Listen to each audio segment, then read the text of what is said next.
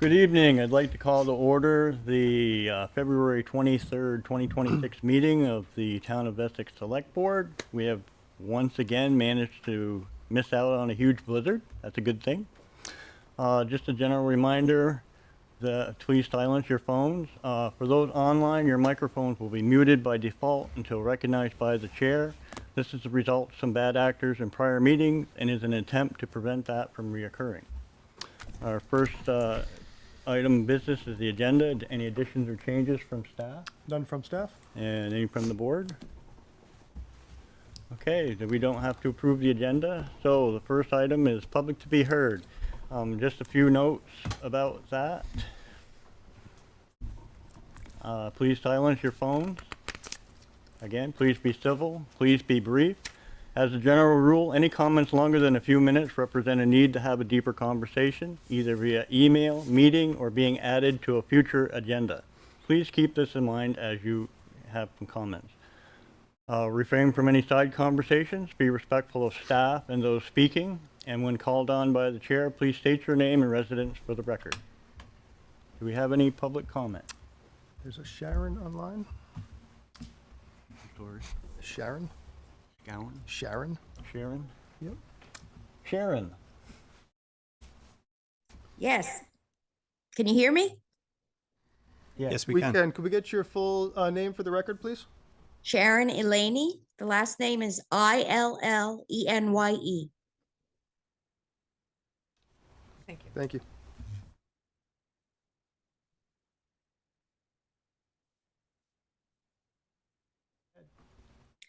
I wanted to make a few comments about the dog bite incident on Brigham Hill Road. First, that maybe next time, if that happens again, neighbors around that area should be informed. And the other thing is that the sign that was put up there just says dog on premises, and that doesn't seem sufficient. During the summer, there's a lot of walkers, bikers, people with kids in carriages and dog walking that goes on past there, and a dog on premises doesn't cut it. And the last thing is, this is a question, and I could put my email in the messages if it can't be answered right away, but what is going to be the follow-up for making sure that all the requirements are met? How often is that going to take place? And that's it. Thank you. I believe that is still a work in progress. If you have any updates you want to share, Greg? Yeah, I can add some brief ones. This is Greg Duggan, Town Manager. Sharon, the dog on premises sign, my understanding is that was what was available locally, and that the property owner, dog owner, has ordered beware of dog signs to install once they arrive. As far as follow-up, we're doing check-ins with the police, animal control, to make sure that the conditions imposed by the select board are being met. And to this point, the dog owner is taking the proper steps.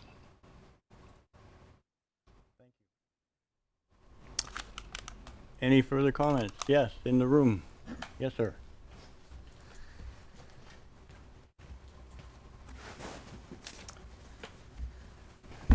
Good evening, Ken Signorello. I have three things. One is a sad note. You may or may not be aware that our tree warden, Chuck Vile, has passed. And the Conservation and Trails Committee for this next Arbor Day, which will be in May, will probably do some sort of a memorial service with the planting of that tree. We haven't decided where yet. Looking for suggestions.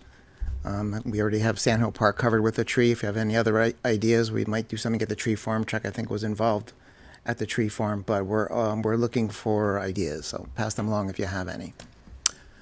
That's one. Second thing, you approved, I think you approved, our trail caretaker program. This is a Parks and Recreation program, but my committee is involved. We have to not certify and not appoint per se, but we're supposed to interview the applicants. We have 25 applicants. It's a good problem to have, obviously. We're struggling with it because we want to get people in the field quickly, so we may have to do some special meetings to make sure that gets done quickly and not not inundate the time frame for any of our regular, when we meet once a month, so that's the problem. Third and last thing, I reviewed the annual report, and I'm looking at the comments about the items on the ballot, Mr. Chairman, and I note that there's a comment about Article 5 that states, the Select Board chose 7 members for the Essex Development Review Board based on the recommendations of the Planning Commission and Zoning Board. Now, I've reviewed carefully the minutes from the old Planning Commission and the Zoning Board of Adjustments. There was no vote. There was no motion. There was a lot of discussion. And I reviewed the discussion. And I don't think even the discussion can be characterized as a recommendation from the Planning Commission and the Zoning Board. In fact, there were some comments that said it should in fact be 5 with no members serving on both boards. So I'm hoping that there will be something said at the informational meeting to correct this, unless maybe I missed a motion and a vote by one of these 2 boards. Maybe going to the current DRB and Planning Commission and ask where they stand on that question might be useful. I saw that one member of the Planning Commission had no trouble posting in Front Porch Forum the position of the Planning Commission, which is neutral on Article 5. That's the current Planning Commission. So that is my concern. I'm feeling as though there is misinformation is the best way I can describe it in the annual report and also the last issue of Essex News. I hope that that can be corrected. Thank you. Thank you for your comments. Any further public comment? Okay, seeing that, we will move to the first item on the agenda, which is the consent agenda. Do I have a motion to approve the consent agenda? Move the consent agenda. So moved. Do we have a second? A second. And a second by Shannon. Any further discussion? Seeing none, all those in favor, please say aye. Aye. Opposed? Ayes have it. Our first business item is to consider approval of liquor license applications and renewals. The clerk's office and police have reviewed the applications that have come forward thus far. You might remember liquor licenses are now renewed they're good for 1 year, and when that 1 year approval is up, they come due for reapproval. It used to be all happening at one time a year. So those applications are starting to come in. Clerk's office and police have reviewed the applications that have come in thus far, and they have no concerns. Of the ones in the packet tonight, most of them are renewals. There is one application that would be new, and I am pulling that up right now. Vermont Event and Wedding Rentals. Thank you. Vermont Event and Wedding Rentals is the new one. That's also a third-class license that they're seeking. So otherwise, applications have been vetted and before you for consideration. Typically, when there's a new member, if the applicant from Vermont Event and Wedding Rentals is here, we typically offer a chance for them to come up and share a little bit about their business. Otherwise, it's Absolutely. procedure. Do we have a representative here? That's me. Great. Welcome. Hi, I'm Melinda Antonucci. I'm the owner of Vermont Event and Wedding Rentals. We started primarily as just an event rental business in 2022, and this year we're just looking to add a mobile bar, so a liquor license. I will not be serving alcohol out of the address on Ewing Drive in Essex.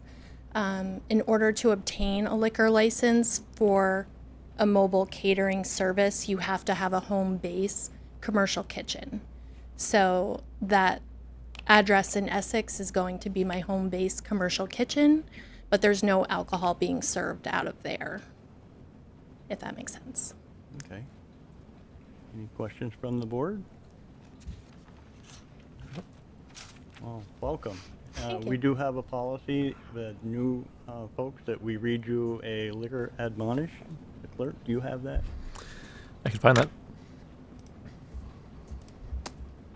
We take our liquor licenses very seriously. Do you know where that would be located? It's not in the packet. It's in Tracy's email. I've got it, Shannon. I'll send it to you. Thank you. I have to note to add that to the packet for new.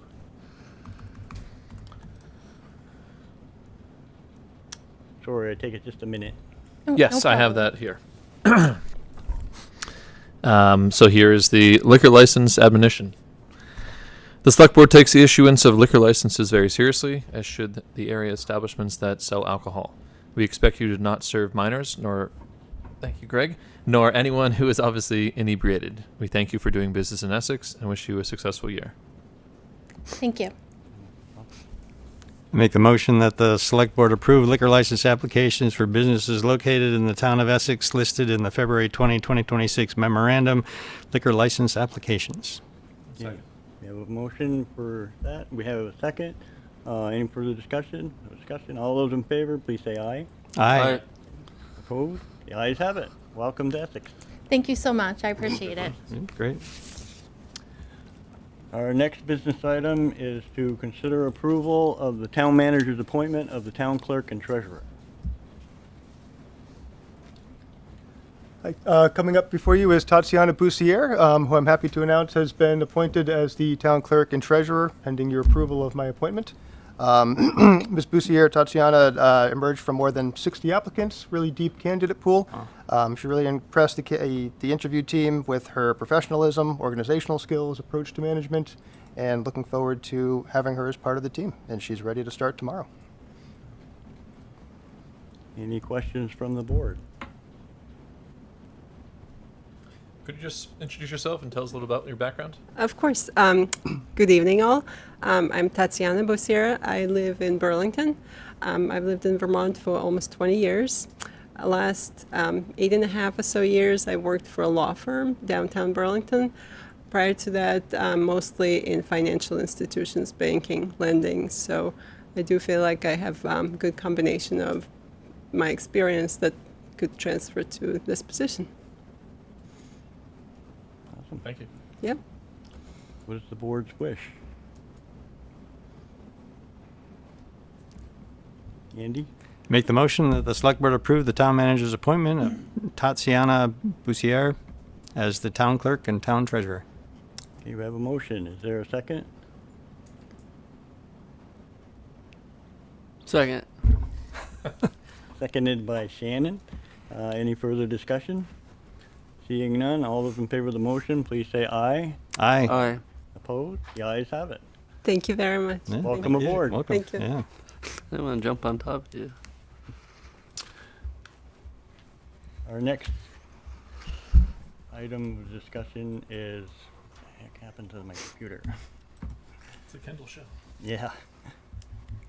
Is the presentation and discussion about the town meeting preview. What's on the ballot?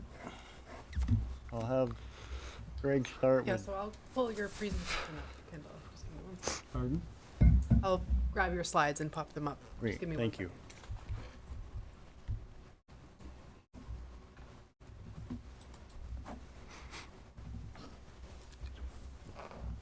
So this is an opportunity for us to give residents a preview of the items on the 2026 town meeting ballot. And we have a presentation that I ran through the town meeting TV. And we'll see how fast I can get through it today. I would note that the presentation, when it comes up, has slides that refer to each one of the ballot items. But it might be most effective to wait until we actually bring up each item in the agenda to talk about it. Okay. Bear with me. So, Get it closer. I think that should, I can slide through whenever you're ready. okay.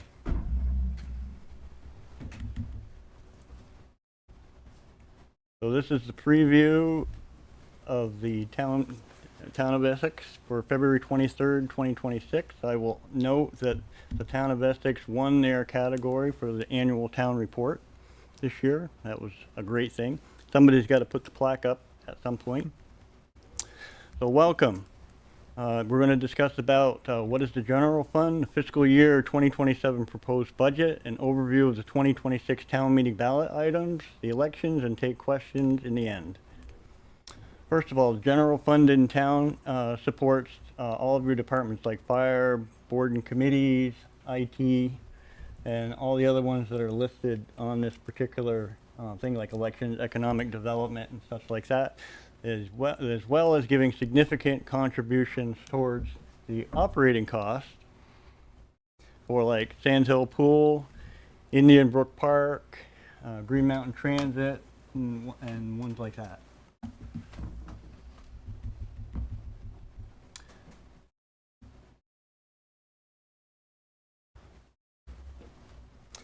I would also note that the general fund does not support town water and sewer systems or associated staff costs, parks and recreation paid programs, vehicle, major equipment replacements, significant stormwater parks projects, large facility projects or roadway construction, or any Essex Westford School District or City of Essex Junction operations that are not covered through the shared service agreements.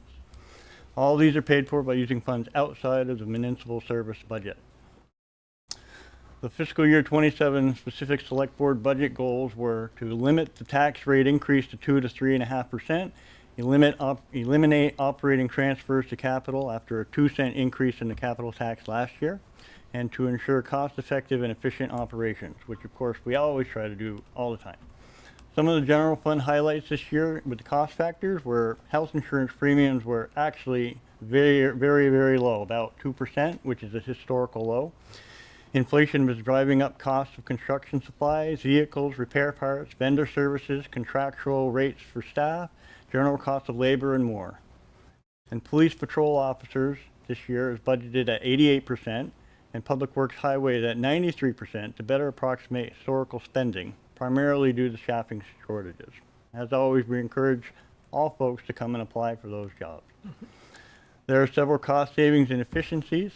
Essex Junction, we're going to have the City of Essex Junction continue paying approximately 50% towards the police, and now also the assessing services, which we increased this year.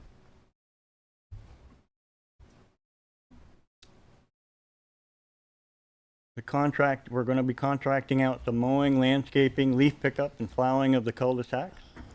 We're going to adopt new public records software to streamline processes for records requests and convert or consolidate software platforms to simplify processes.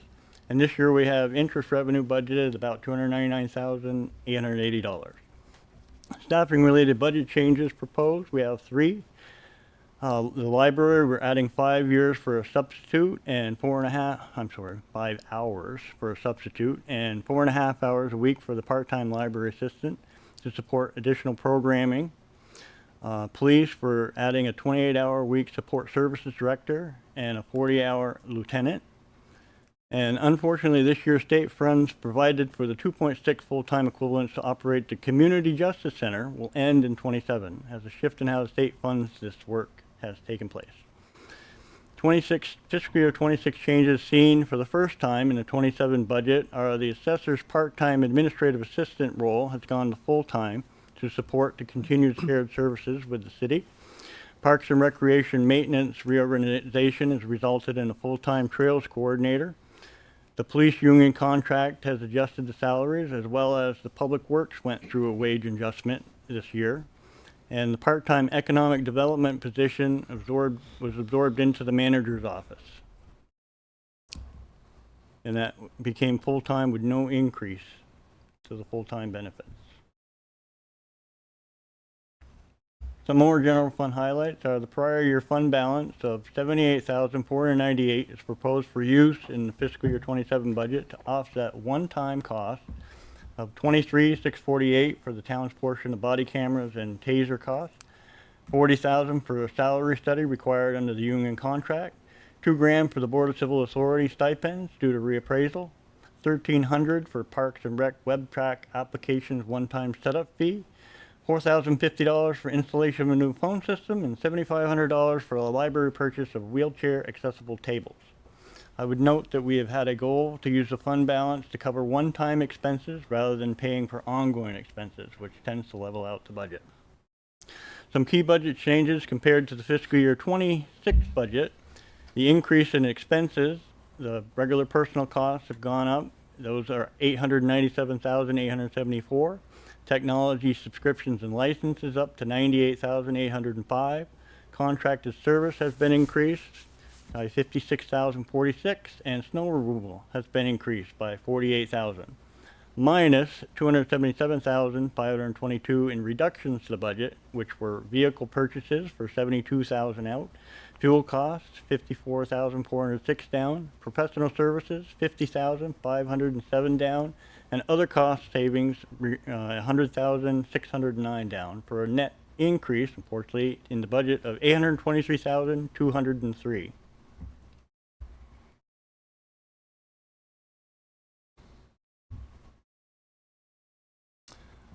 The first ballot item that we would be talking about is the human services funding. In 1987, Essex voters approved the practice of raising 1% of the general fund budget and distributing it to human service organizations. Until 2025, this 1% was included in the budget approved by voters. For the first time last year, there was a separate question on the ballot for voters to decide whether to do this or not, primarily due to legal changes in that vote. Once again, voters will be asked whether to dedicate 1% of the proposed fiscal year 27 budget, which is $171,892, for this purpose. On to that proposed 2027 budget. Without the human services, the total proposed budget is $17,189,166. It's a change from fiscal year 25 of $823,203. The percent budget change is 5.03%, with an estimated tax levy change of 3.31%. We looked at the grand list change again this year and got it very close. I believe the actual number was 0.71% change, and we figured 0.75%, for a total estimated tax rate change of 2.54%. This budget above is funded through property taxes, interest income, grants, state payments, shared service agreements, permit and service fees, pool and park fees, recording fees, and many other sources. I would note that the amount to be raised through the property taxes is $12,240,965, which is only 71% of the total budget, without the funding. I would note that the budget, instead of going up 2.54%, would go up 2.56%, a difference of 0.02% should the human services funding line item be approved, ballot item be approved. So the estimated tax impact on folks is currently the 26 rate is 0.7296. The new estimated rate for 27 is 0.7481, for a total percent change of 2.54%, which results in a dollar change, at least for a few months, of $51.80. And should the human services ballot item be approved, it would result in a change of $52.92, which is over the entire year. But of course, change in taxes estimated above is based on an average residential value of $280,000, and this value dates from 2007 and will change after reappraisal when the average home price is redetermined. And I would note that the tax rate above does not include the capital tax rate of 5 cents, which will stay 5 cents, nor a local agreement rate of typically around 0.002 cents, which is also staying the same. I'm most excited about this slide because this shows you specifically how is each taxpayer dollar spent in the departments. And you'll notice that 38 cents of your dollar goes to police, 18 cents goes to highway, 14 cents goes to administrative services, 10 cents is parks, pools, and library, 6 cents for buildings and stormwater, 4 cents each goes to fire and animal control, community and economic development, and county, regional, and legislative bodies. And 3 cents is debt service, which is very low compared to most places. And this next slide shows you where does each dollar of that town revenue come from. And I would note that property tax is definitely the largest source of revenue at 71 cents. But we also get 21 cents from the City of Essex Junction for shared services. We get 3 cents from investments and interest, 2 cents from miscellaneous fees and licenses and state payments, and 1 cent from pool and park fees. Just a quick note on reappraisal. The objective of the townwide reappraisal is to revalue all properties at the same time based on current market and sales data. This ensures properties with similar land uses, densities, and sizes are valued similarly. Because municipal taxes are primarily based on property value, this process is crucial to ensuring all taxpayers are paying taxes that correctly correlate to their property's relative value in the community. The town budget will not be changed by reappraisal. The town will still only need to raise the amount of the approved budget. If the value of the property in town increases, the tax rate will decrease accordingly when set by the Select Board in July of 2026. The last townwide reappraisal was completed in 2007, when the average home value was found to be $280,000. Moving on to some of the other ballot items. The Development Review Board membership asks, shall the voters approve setting the number of Essex Development Review Board members to 5 in accordance with 24 VSA 4460F?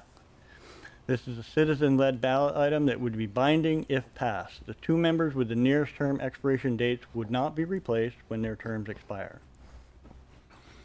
Other ballot items, the first one is 80 and 90 Upper Main Street, which is the new municipal complex. Question 1 is, shall the voters of the town of Essex advise the Select Board to continue overall progress on implementing the new municipal complex at 8090 Upper Main Street, for which the Select Board adopted a conceptual master plan in March 2025. While advisory, it is likely the board would take any result as what we probably should do. The other ballot item relating to 80 and 90 Upper Main Street, the new municipal complex, is question 2, which is, shall the voters of the town of Essex advise the Select Board to complete public infrastructure design at 8090 Upper Main Street, which was purchased in 2023 to serve a new municipal complex, and for which the Select Board adopted a conceptual master plan in March 2025 under the following conditions, and this is advisory as well. Number 1, only the following funding sources are eligible to cover town costs: capital funds, impact fees, $500,000 in eligible grant funding and any other grant awards, donations, reserve funds, approved fund balance assignments, and/or local option tax revenue should any local option taxes be approved by voters at some point. Number 2 is construction of any portion of the new municipal complex project shall not occur without future voter input. And number 3, costs for this infrastructure design phase of work, currently estimated at $1.5 million, would not exceed $2 million to come from the sources listed above. Finally, we have some interesting elections taking place this year. We elect a moderator every year with 1 vacancy, and we have actually 3 Select Board vacancies this year. 2 3-year terms and 1 1-year term that I'm very happy to see are being contested. And now we would move on to questions.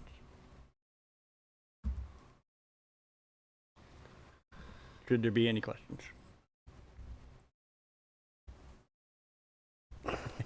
Ethan. Is there anybody online? I think there was I saw one question in the chat. Yeah.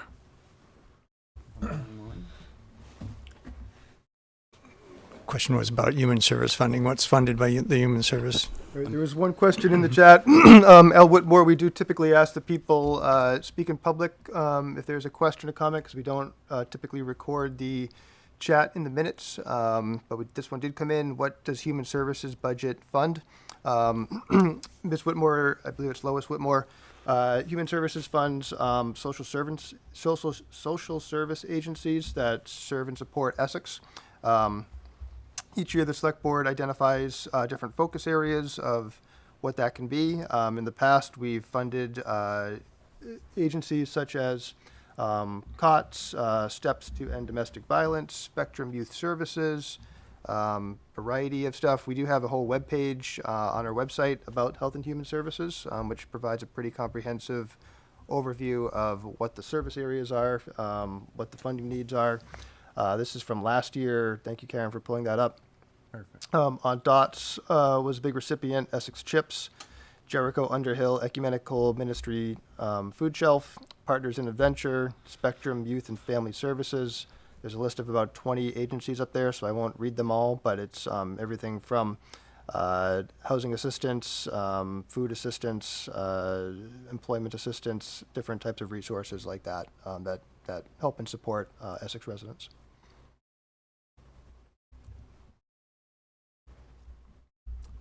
There is No, a I hand got a up. question. Al Whitmore. Oh, there you go. And Go ahead, Al Whitmore. Any chance that it funds the CCTA or the senior bus? it has not in the past. The senior bus or SSTA services are, SSTA is a function of Green Mountain Transit. The senior bus is a partnership between the town of Essex and Green Mountain Transit. Senior services are funded through the Essex Parks and Rec budget. Part of how the application process works for Health and Human Services is the town puts out applications, publicizes that the program is available, and then receives applications that are reviewed. We have a staff team that reviews that and then makes recommendations to the select board to grant those awards typically in May or June of each fiscal year. Because Green Mountain Transit receives funding and dues from the town in the past, they've not been part of that application process or grant process. Certainly, maybe you've heard about some of the funding challenges facing Green Mountain Transit. If they are no longer able to provide service in Essex, then I think we'd certainly be open to services that could provide senior transportation, other transportation. I'm not sure what other organizations exist to do that at this point, but I would think that they would be a competitive applicant if one were to form and submit a funding request.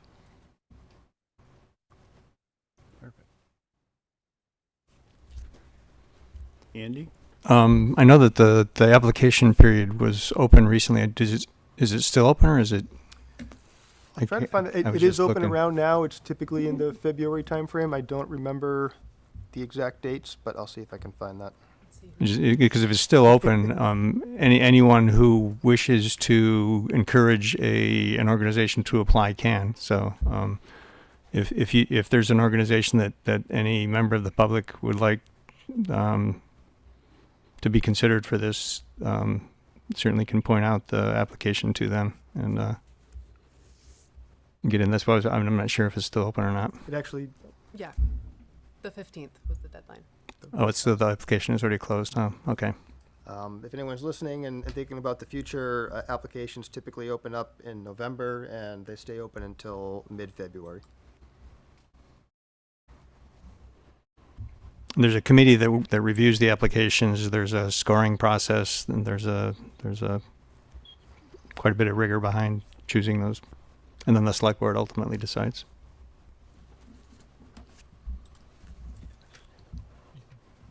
Ethan? All right. So I have two comments. My first one's going to be on slide 9. And my comment is, when I read this, it reads prior year fund balance of $78,498. And I believe that that's misleading because that wasn't the prior year's fund balance. That was just the portion of the fund balance that was assigned to the general fund. So my question is, it's been largely said to me that the fund balance is always included in the annual report, and I haven't seen the annual report yet, so I couldn't tell you if it's listed out the full amount in there. But I'm just a little concerned that first sentence is misleading, and I'd like to see the entire fund balance be listed in the slide. Would it make sense to do fiscal year 25 fund balance has been assigned? Remaining? Well, we've assigned. remaining we've 25? assigned about 78,500 from the fiscal year 25 fund balance. I mean, you could say a portion. I think that would be fair. But I just feel that when you read that, the prior year fund balance of 78,000, I would assume that the fund balance was 78,000, and it was much more. Yeah, 10 times. And then my second question, where is it?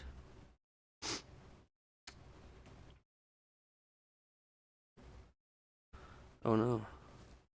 It was a good one too. Let me find it real quick. It was right here.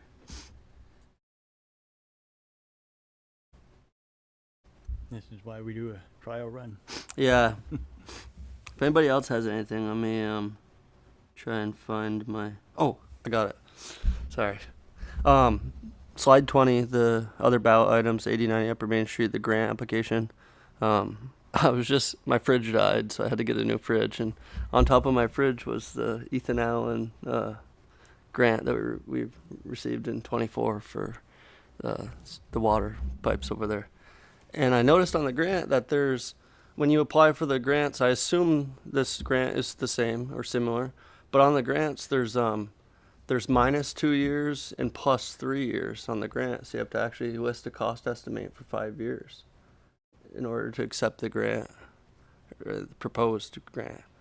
So my question is, I understand that this question is now 9 months old per se, or 10 months old. So do we have the grant application? I looked for a copy in the minutes and I had a hard time finding it, and I didn't have time to get it ahead of time. But do we have that same estimate on our new grant, and can we just jump ahead the 1 year and use the number? Can I just ask a clarifying question? Yeah. Okay, I'm jumping in just because I prepared most of the FAQs for this. So are you asking whether the original grant application can be provided for review? Yeah, I don't know. I'm sure there was a number in there that was provided, but I don't recall it being broken out by year. It was sort of, what's your total cost? Yeah. I didn't remember that either, but I was looking at how I was opening it up and I was like, oh, I've been looking for this, but it ended up being for Ethan Allen. So I kind of laughed and I said, how old is this thing? And it was 3 years old. But in there you had the request, and for whatever reason they had -1 fiscal year, -2 fiscal years, and it was a little bit less. And then they had +3, 1, +2, +3 fiscal years, and they actually listed, it ended up being like an 11% increase. I ran the numbers real quick for the next 3 years. So I didn't know if that was typical for all of our grants, because I know that it was through the revolving. Right. So just a curiosity, if it's on our application, we can say, the application was, I believe it was May 20th of 25 or something like that. I don't know that date off the top. So if we know that we're approaching year 1 Sure. +1, then we could use our number that we put in our grant, but it would Sure, be so- larger than the original. Certainly, 1.5. application materials can be uncovered. I know that they exist. I've referenced them in many documents. I will remind you that the original application was for utilities. So the budget that was provided reflected that work, and not the pivot that we've made to now request funding to support all infrastructure design. So the budget numbers would have just reflected that scope of work. So it can be uncovered and shared, certainly, but I don't know that it currently tracks with what we would expect to spend with that grant authorization now. The other piece that I'll mention is I'm happy to share that, but we haven't accepted Right. the grant from our funder. So they're Right. not looking for us to, report how much we're spending this year. They know we haven't spent anything. Right. Yeah. Are we going to use the same application? Should we move forward? Or do we have to redo the application? We have, To move forward with the project, Mm-hmm. if after the voter feedback that we get on town meeting day, that funding plan that had been brought to the board, hopefully that can be revisited and discussed. That would include a motion that suggests if the select board can approve this plan, we would request the notice to proceed from our funders, which we have to do in that 1 year window. we have submitted to, and to answer one of your questions, Ethan, each grant application and process Different. requirements are a little bit different. Totally get This that. one is through the Northern Borders Regional Commission. As you remember, we have already submitted to them to amend our application to include that broader infrastructure design, Okay. and that part has been approved. Okay. So original was just water, sewer, power? It was water and sewer, and Water and sewer. our estimates for that were high originally, so once we did a reestimate, it came in lower, to be able to try to capture that full $500,000 grant match. That's when we looked to expand and had that approved to expand the scope a bit, to take advantage of the full match. And that's now water, sewer, power, private utilities? Yep, stormwater, roadway infrastructure, Stormwater. lighting, landscaping, guardrails, signage, all that. Everything? Yep. Okay. Awesome. Those are my questions. Thank you. Great. Any other questions on? Just have a comment.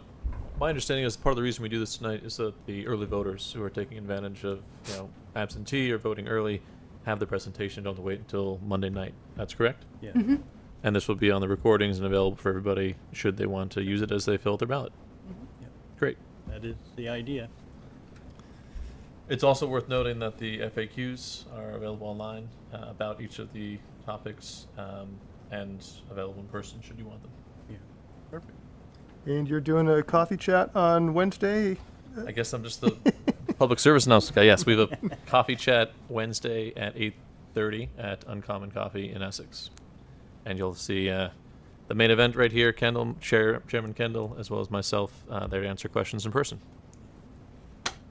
Bring your questions. We will strive to answer them. Andy? You skipped slide 16. Was that intentional or was that an oversight? Probably wasn't intentional. Can I add a quick note real quick? Oh, yes. Actually, I did skip that one. I apologize. That one that got skipped specifically talked about how the select board met its budget goals. Basically, we wanted to limit the tax rate increase to 2 to 3.5%, and the proposed tax rate increase for fiscal 27 is 2.54%. We wanted to eliminate operating transfers to the capital after a 2-cent increase in the capital tax in 2025, and there is none included, no capital cost in the 2027 budget. And we wanted to ensure cost-effective and efficient operations in our new budget, specifically in mowing and plowing. And the new budget, mowing, landscaping, and leaf pickup for 5 town facilities will be done through contracted services. Plowing of all cul-de-sacs will be done through contracted services, and this will allow staff to pivot towards higher priority items. And I apologize for missing that particular screen. Ethan. Shannon's public service announcement sparked an idea in my head, but as approved by the select board, if you request a absentee ballot, it's available to do so, and now, and if I'm remembering the vote correctly, the select board and the town will recover return postage. Is that correct? Did I misremember that? That's correct. Yeah. So if you need an absentee ballot, you can request one from the town clerk, and you can get return postage on that also. I'll just offer to do it quick. Quickly. Or you can pick one up and drop it off if you don't want to go to school on Tuesday. I will mention there is a lot of information on the town website as well. So, any more questions or public comment? Seeing none, we'll move on to our next business item, which is the Lower Sand Hill Road Truck Traffic Study Project Summary Presentation.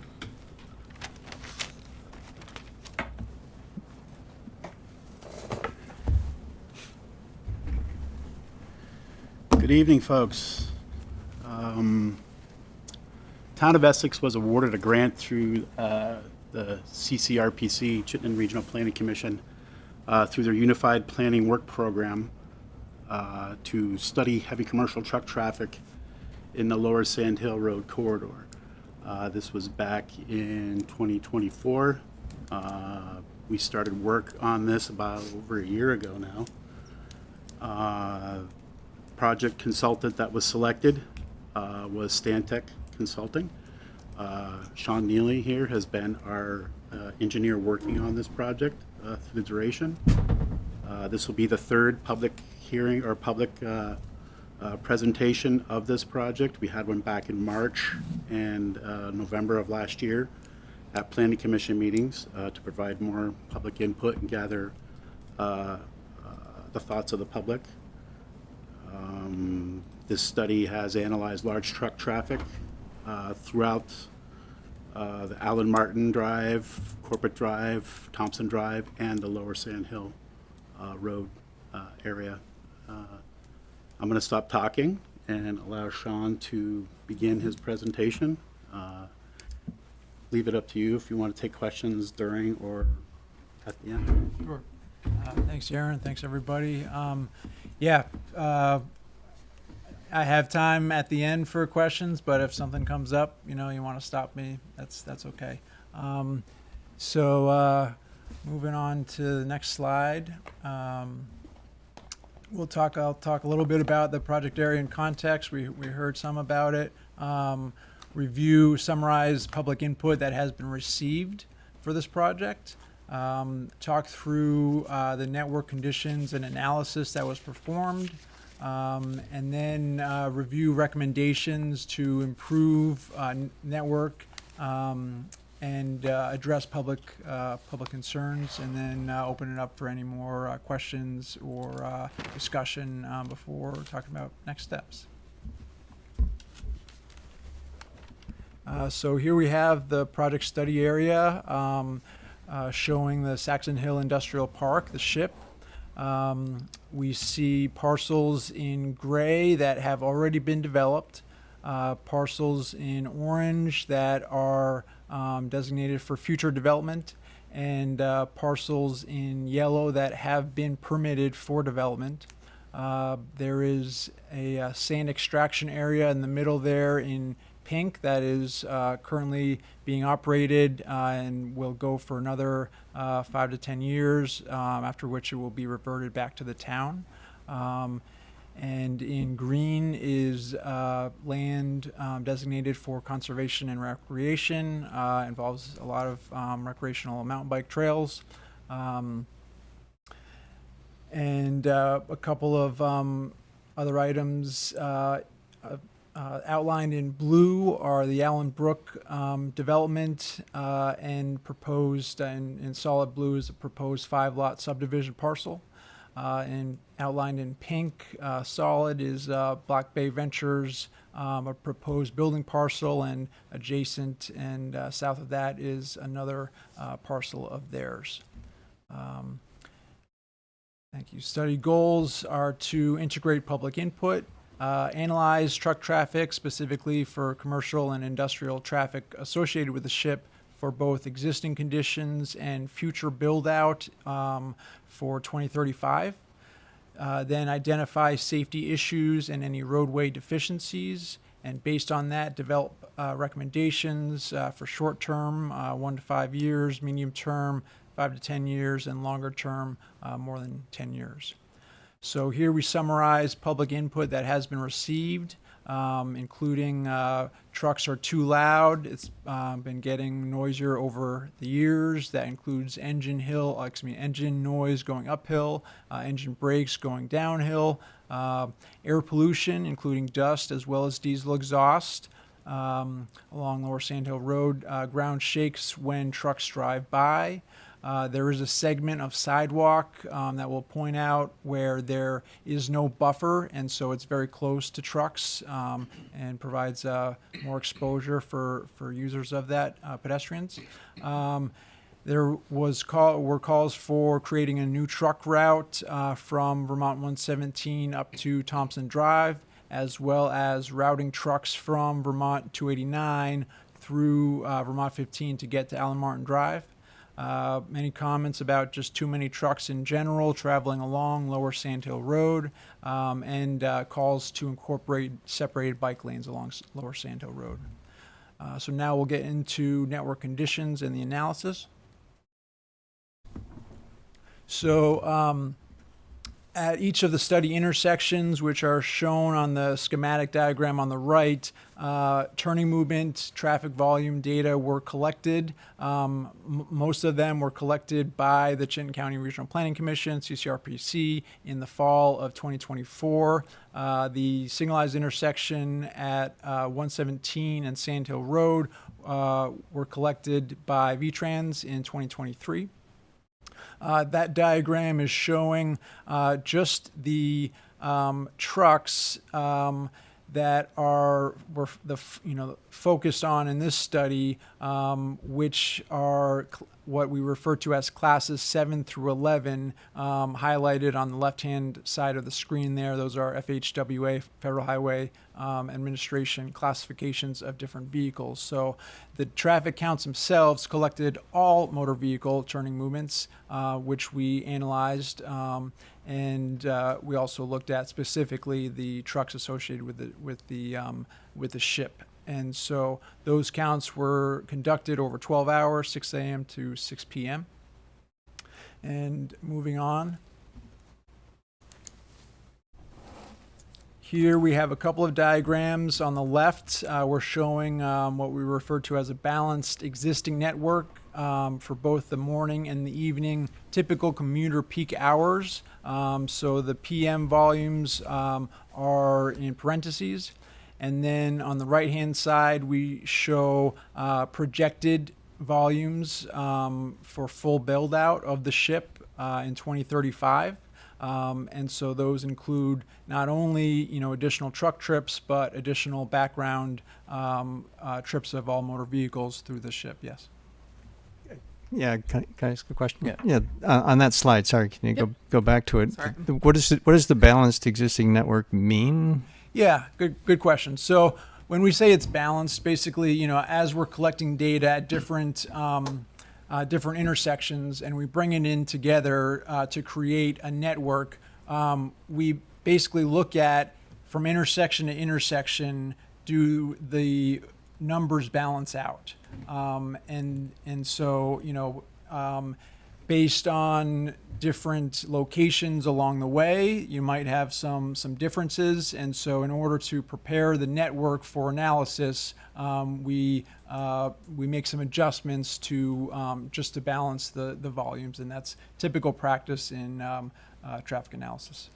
So we have an ordinance that prevents through trucks on the Upper Sand Hill Road there. So I'm just wondering what these... Right, how so that these plays numbers are not just trucks. These numbers on these slides include all motor vehicles. Okay. Yep. Okay. Thank you. So I'd follow up that question on the previous slide. Yeah. Am I reading the truck numbers wrong, that Sand Hill Road itself has 50 trucks? So that is over the course of a 12-hour period. No, sorry. Right at the gore there, right at the Yeah, I'm just in the middle? confused because it seems like there's more truck on Sand Hill Road than there is on either of the other ones. Right. So that's a great question. It's not 50. It's actually 5 trucks making a right onto Sand Hill Road, 0 trucks making a left onto Allen Martin Drive. Okay, And then thank you. going northbound to 15, it's 3 trucks turning left, 0 trucks turning right. And so there are certain trucks that, are exceptions and are allowed to run on Upper Sand Hill Road, but most trucks are prohibited and prevented from traveling there. Is that the only slide that has the 2 numbers, 5 and 0, or are all the rest of them like 1 and 7 or 3 and 28? All of them are that way? 11 and 18, 21 and 49, those are both turning one way or the other? Yeah, so they're all associated with whatever the arrow is that's adjacent to the number. Okay. Yeah, Thank you. you're welcome. Can I add a comment to that? I think if you go back to that slide, an important statistic in that slide that I saw of the truck traffic is that a right-hand turn onto Sand Hill resulted in 0 left-hand turns onto Allen Martin, which is important.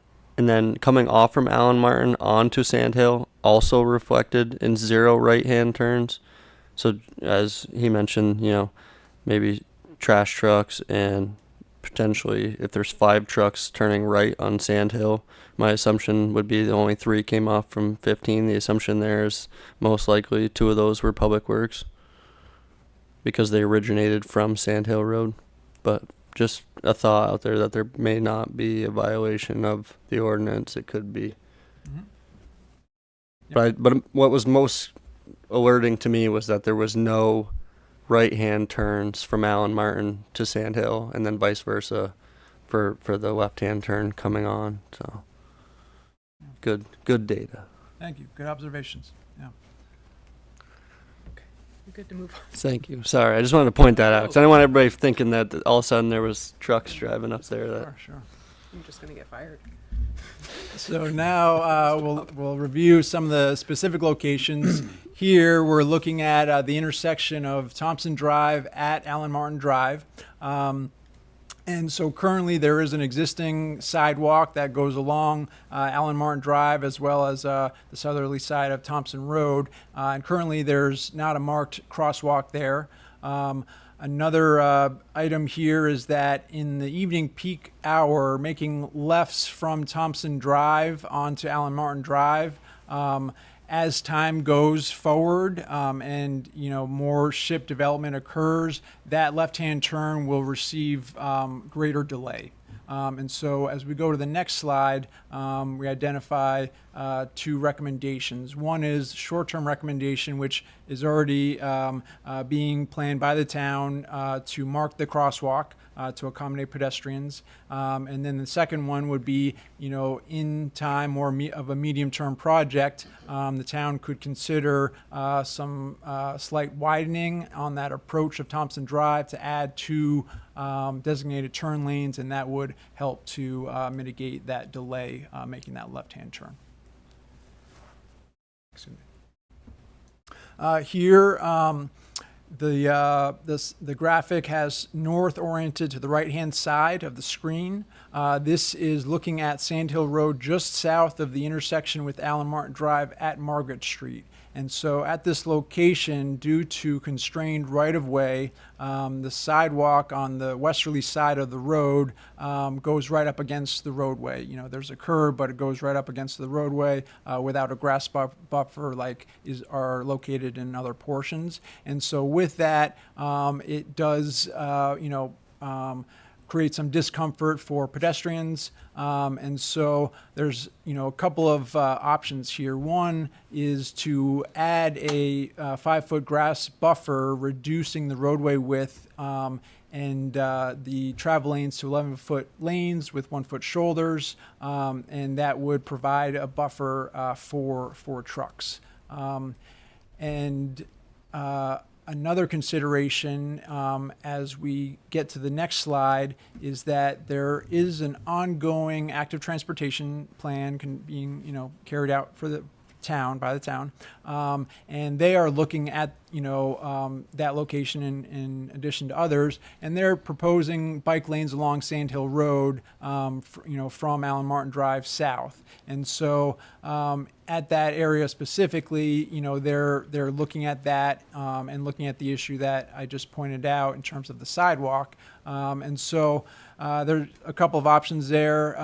You could do that grass buffer and have sharrows or shared use markings in the roadway for that short segment for bicycles, or you could make them just buffered bike lanes, which also does provide some buffer for pedestrians from trucks, by reducing the travel lane width. The plan, the active transportation plan, is also proposing to identify routes that are lower stress, lower volume through the area to promote more low stress bike networks. And so that's a complement to those other options. As many of you are familiar, it can be awfully tough here at the intersection of Vermont 15 and Sand Hill Road to make a left-hand turn onto Sand Hill Road. The state is currently designing a reconfiguration and signalization of this intersection, and that is currently scheduled for 2028. Over at Allen Martin Drive and Route 15. Here, the left turn from Allen Martin Drive onto Route 15 does experience delay, and that will increase moving forward as additional development occurs in the SHIP. And so that our recommendation is consistent with a previous scoping study that was done just for this intersection, which is to signalize this intersection. That would be a state project, longer term, and our analysis confirmed what had been shown in previous studies, that it does warrant a signal as well as some additional turn lane configuration. Just on this particular recommendation, I know you say here it's a state project long-term goal. I know the past slide said it was actually had a date associated with it. Has this been presented to the state, and do they have a date in mind? So I believe the state is aware of that. I'm not aware of a date, and I'm not sure if they have a date scheduled for it at this point in time. Thank you. Moving on. So here, medium to long-term recommendation, which would be a developer project, would be to extend Chemo Drive all the way from 117 up to Thompson Drive. In the shorter term, there are plans to formalize that drive just up to the subdivision on the southeasterly corner of Chemo Drive, but a longer-term project and recommendation would be to extend that all the way up to Thompson Drive. That would remove most ship truck traffic from Lower Sand Hill Road. It has received support from the community and nearby residents, as well as the fire department. It would bring the roadways into compliance with the town ordinance of maximum length for dead-end roads of 900 feet. Of course, there are exceptions that can be made to that, but that project would most mitigate the concerns of residents that have been expressed and received through public comments by just removing them from Lower Sand Hill Road and creating this route for them and creating some, redundancy through the network. And finally, a follow-up traffic study is recommended in 2035 to monitor conditions at that point and compare traffic volumes that are measured then with what have been forecasted as part of this project. And if there is a substantial difference, then additional mitigation measures might be considered at that time. That would be a town project or a partnership project between the town and CCRPC, similar to this current project. And here, I won't read through all this, but it's basically a summary table showing results helpful for reference outside of this meeting. But it identifies each location that we looked at, the deficiencies identified, potential improvements, time frame, responsible party, and what slide you can find that on. And so with that, I'd like to open it up for any additional questions, comments, discussion.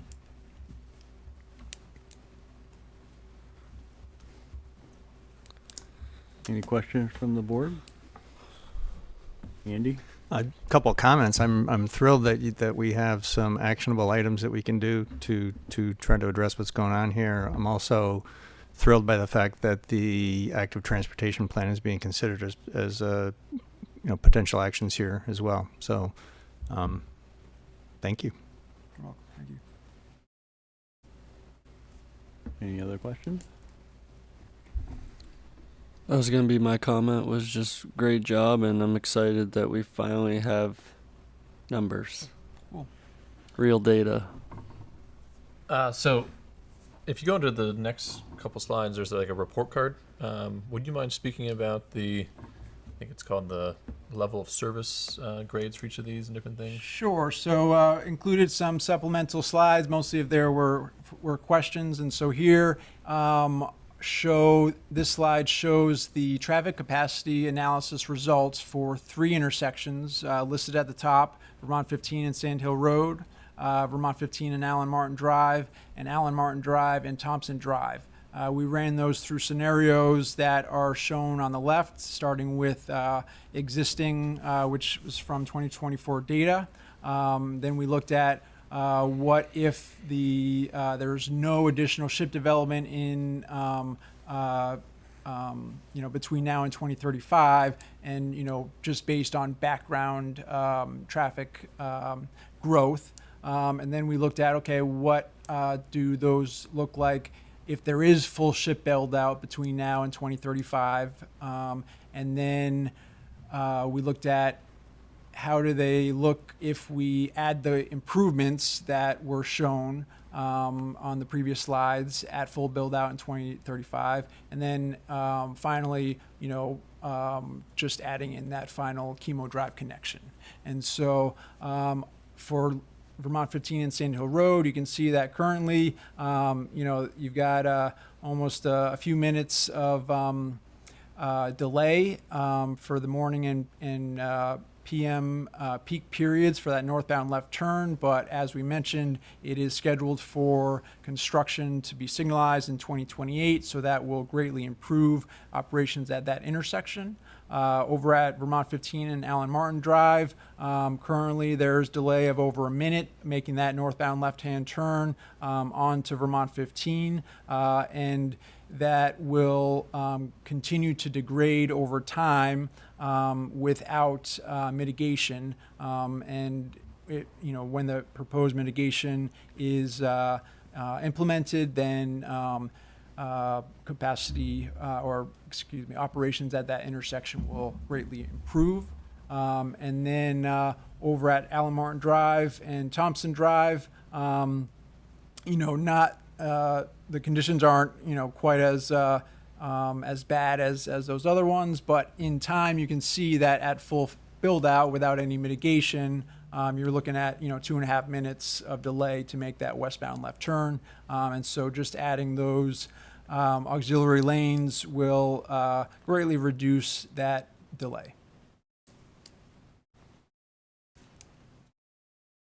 Thank you. No, it was took me a minute to understand that fully, but I appreciate that, and I think it's good for the public to understand. You're welcome. The number of data that went into these projections. Yeah, and I will mention that on the following slide, it does give some additional information about what the letters indicate. We refer to them as level of service. So there's an explanation of what goes into that, but generally, the biggest factor is the amount of delay for making a certain movement through an intersection.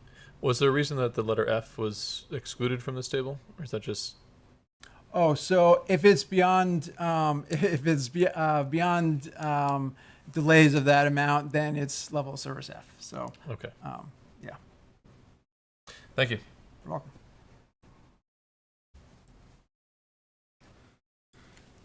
Just to go on to the next slide, did you only do the truck trip distribution through the day and no information at night? That's correct. We just collected them from 6 a.m. to 6 p.m. And I'll mention on this slide, this shows that actually the peak hours for truck trips are not at the same time periods as the peak hours for other motor vehicle, your typical commuter hours. So most of the truck trips are occurring later in the morning or early afternoon. There are kind of two peaks, but they're generally, after or at the tail end of your morning commute and before you get into that more of that evening peak period.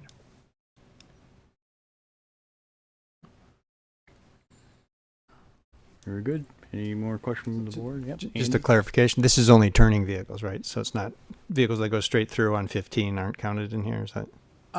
So let's see, this would, for 15, it would include, let's see.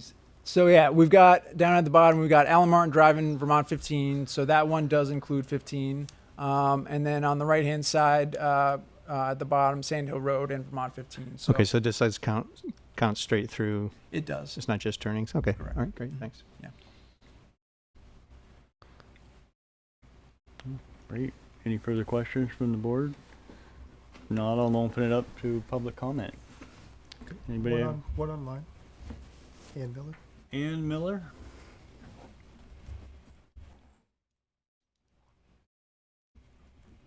Hi, good evening. Thank you for the presentation and for the information and the opportunity to ask questions. I was wondering, could you go back to slide, I think it's 25, that has the grades on it. I'm asking these questions because I don't know traffic studies and I'm asking for your help in understanding this. So right now in 2024, or right now we are in March of 2020. Is this 2025 now? 2026, right? We're in, I'm like losing my mind here. So right now we're running, we're in the existing lane, right? Even though we're way behind, like this is our existing data from 2024, but we're 2026 now. So it would be safe to assume that we're running kind of in the F, so to speak, at these intersections, at least where it says F and otherwise it's C or B or C, correct?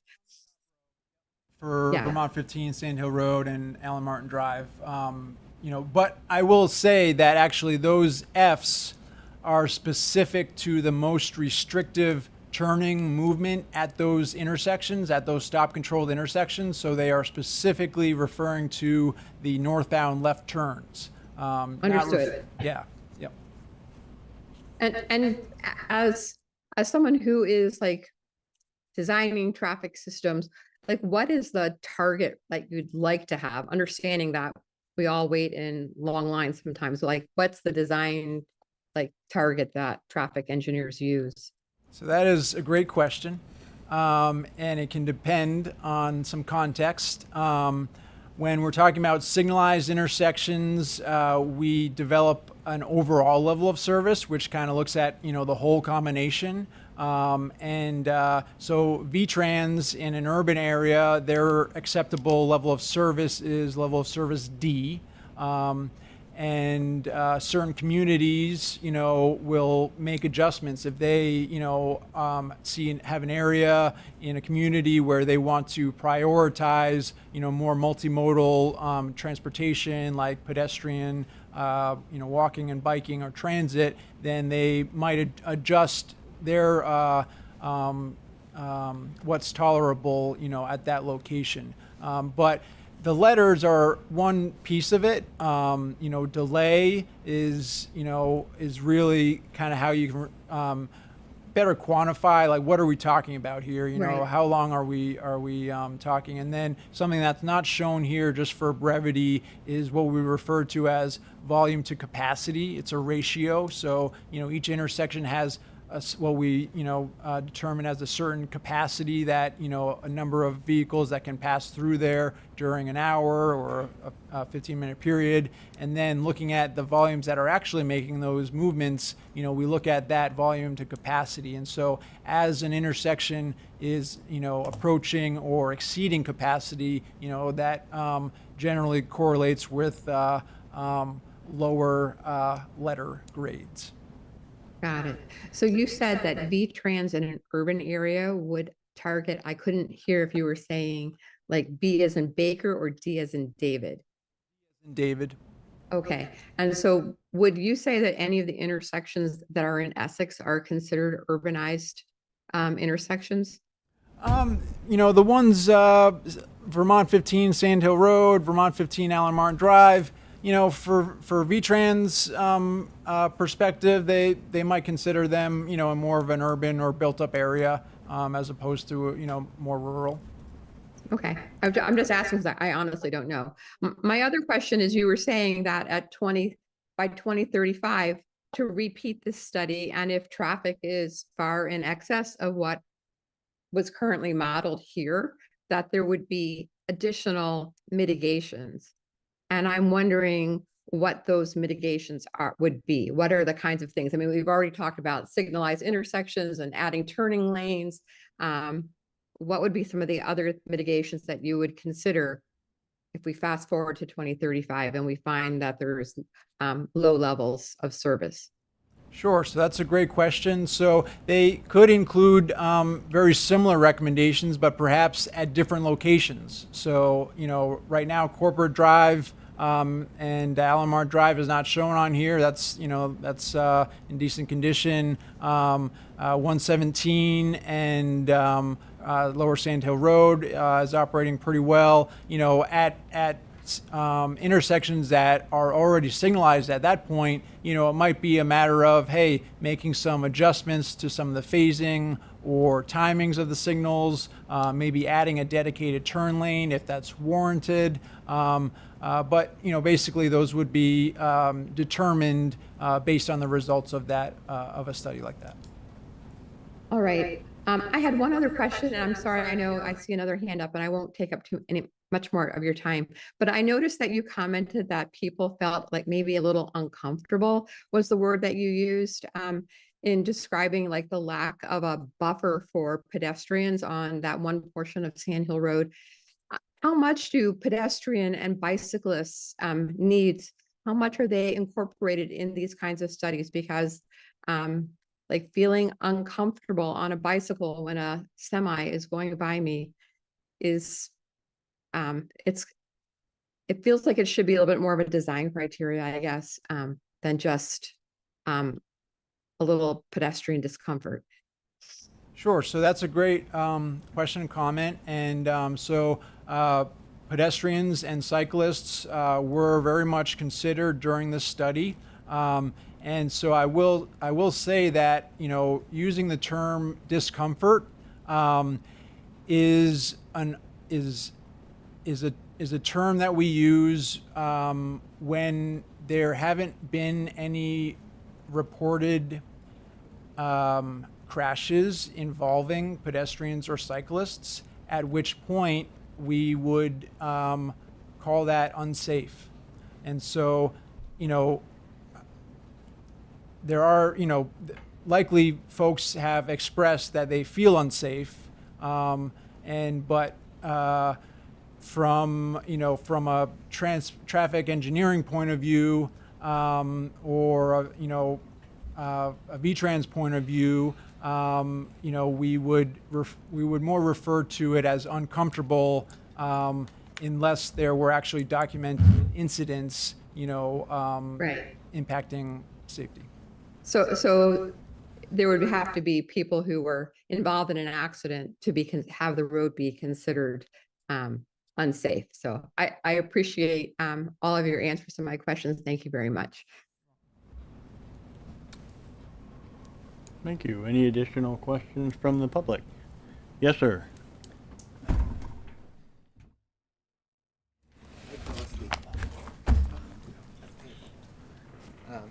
Thank you.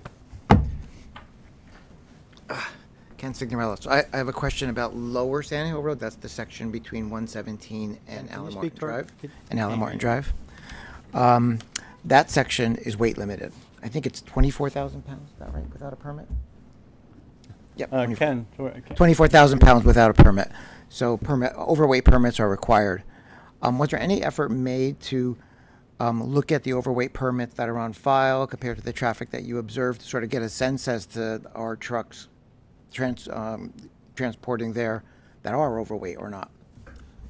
No, we did not include that. However, we are aware that the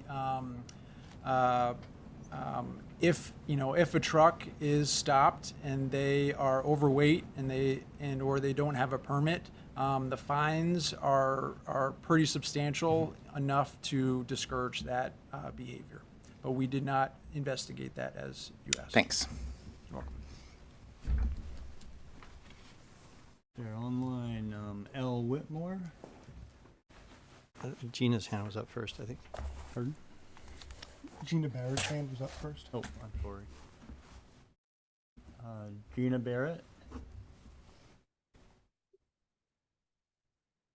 Hi, thank you for the report. I appreciate it. I am someone who lives right on Sandal Road. I have for 22 years. My backyard is the Blodgett warehouse buildings, which have 40 loading docks, and not a great design to have your house up against it because it's these large walls which funnel the truck noise and the truck exhaust. It's like a giant funnel aimed right at our homes on Maple Lawn Drive. So I'm wondering if you know when that's kind of an aside of what it's like to live here. I'm wondering if you know if they're going to put in a light signal at the corner of the intersection of Sand Hill and Jericho Road. We've heard that signal's been going in since I bought this house 22 years ago, and it's still not there. So I get concerned about proposals that never seem to happen. And the other element that seems to be missing is all of our town schools. The traffic, Sand Hill is the artery to all three of our town schools, to the two down on Founders Road and the one over, Essex Elementary. And our truck traffic does not really align with office traffic, normal hours. We have students and kids, so many kids going up and down Sand Hill Road, and I know a kid was hit on Sand Hill Road and seriously injured. There goes my dog. Seriously injured down on Sand Hill Road. We also are rural delivery, so all our mailboxes are right on the street. Everyone has to come out and cross the road in order to pick up our mail, which is another uncomfortable thing to do on Sand Hill Road. We're also on a wide curve. The curve right by the school is so sharp that even though I live right across from Founders Road, my kid was told to take the bus because it was unsafe to cross the street. So to see a safer bike path, to see wider buffers would be, I appreciate that recommendation. That would be fantastic. And there are there's so many walkers, in particular the kids. Our traffic is not, it's 7:30 in the morning maybe, and 3-ish in the afternoon. That's when all the buses go by. So you also have on top of trucks, all the school buses. The bus barn is right down the road from us. So these are just elements that just as someone that lives here, just if anyone's listening, that's just, it's the quality of life here has changed significantly since we bought our home 22 years ago. I mean, just from Corporate Drive being all the buffers being cut and all the distribution warehouses, it's just really impacted us a lot. So if there could be some mitigation, we would appreciate it. Thank you for the study. It's appreciated. You're welcome, and thank you for your input. And I would also encourage you to provide some of that input for the ongoing active transportation study, you know, for some of those components that are related to it. Very good, thank you. L. Whitmore? Al Whitmore? Yes, I wanted to ask, one of your plans has to do with allowing the, or depending on the development of Chemo Drive, which is the only one which is in the hands of a developer. I wonder about whether the option of eminent domain would enable that to be used more quickly than waiting for a developer to give permission to use it. You're depending very heavily on that as an alternative, and it seems to me that it would be important to assure yourself that that's an option, a real option.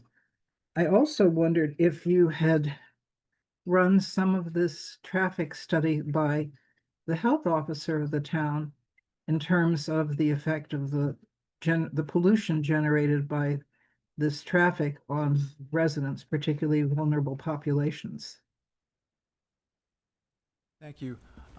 We did not connect with the health officer. In terms of you know, your comments about Chemo Drive, there are different options for how to pursue that, and we did not dig into some of those specific options. That was not the focus of the study, but that but there are different ways that can be pursued. You know, with coordination among developers. You know, there could be involvement by the town, but honestly, we didn't dig into that, you know, or make recommendations on how that is, you know, should be pursued. Right. I believe cost is also a factor in some of these things, and Aaron, I remember you saying, I forget the exact number, but millions of dollars is the estimate to complete that drive between Thompson and Chemo. So the town also tries to factor in that cost benefit analysis as well.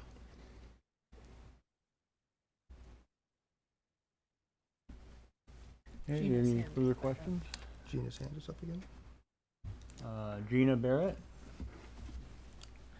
Sorry, one more, just that if that road does come out, which I think would alleviate traffic through the neighborhoods a bit, but if it does come out onto 117, I think that's less than 500 feet to the next traffic light, the one where Sand Hill meets, you know, River Road, whatever that's called.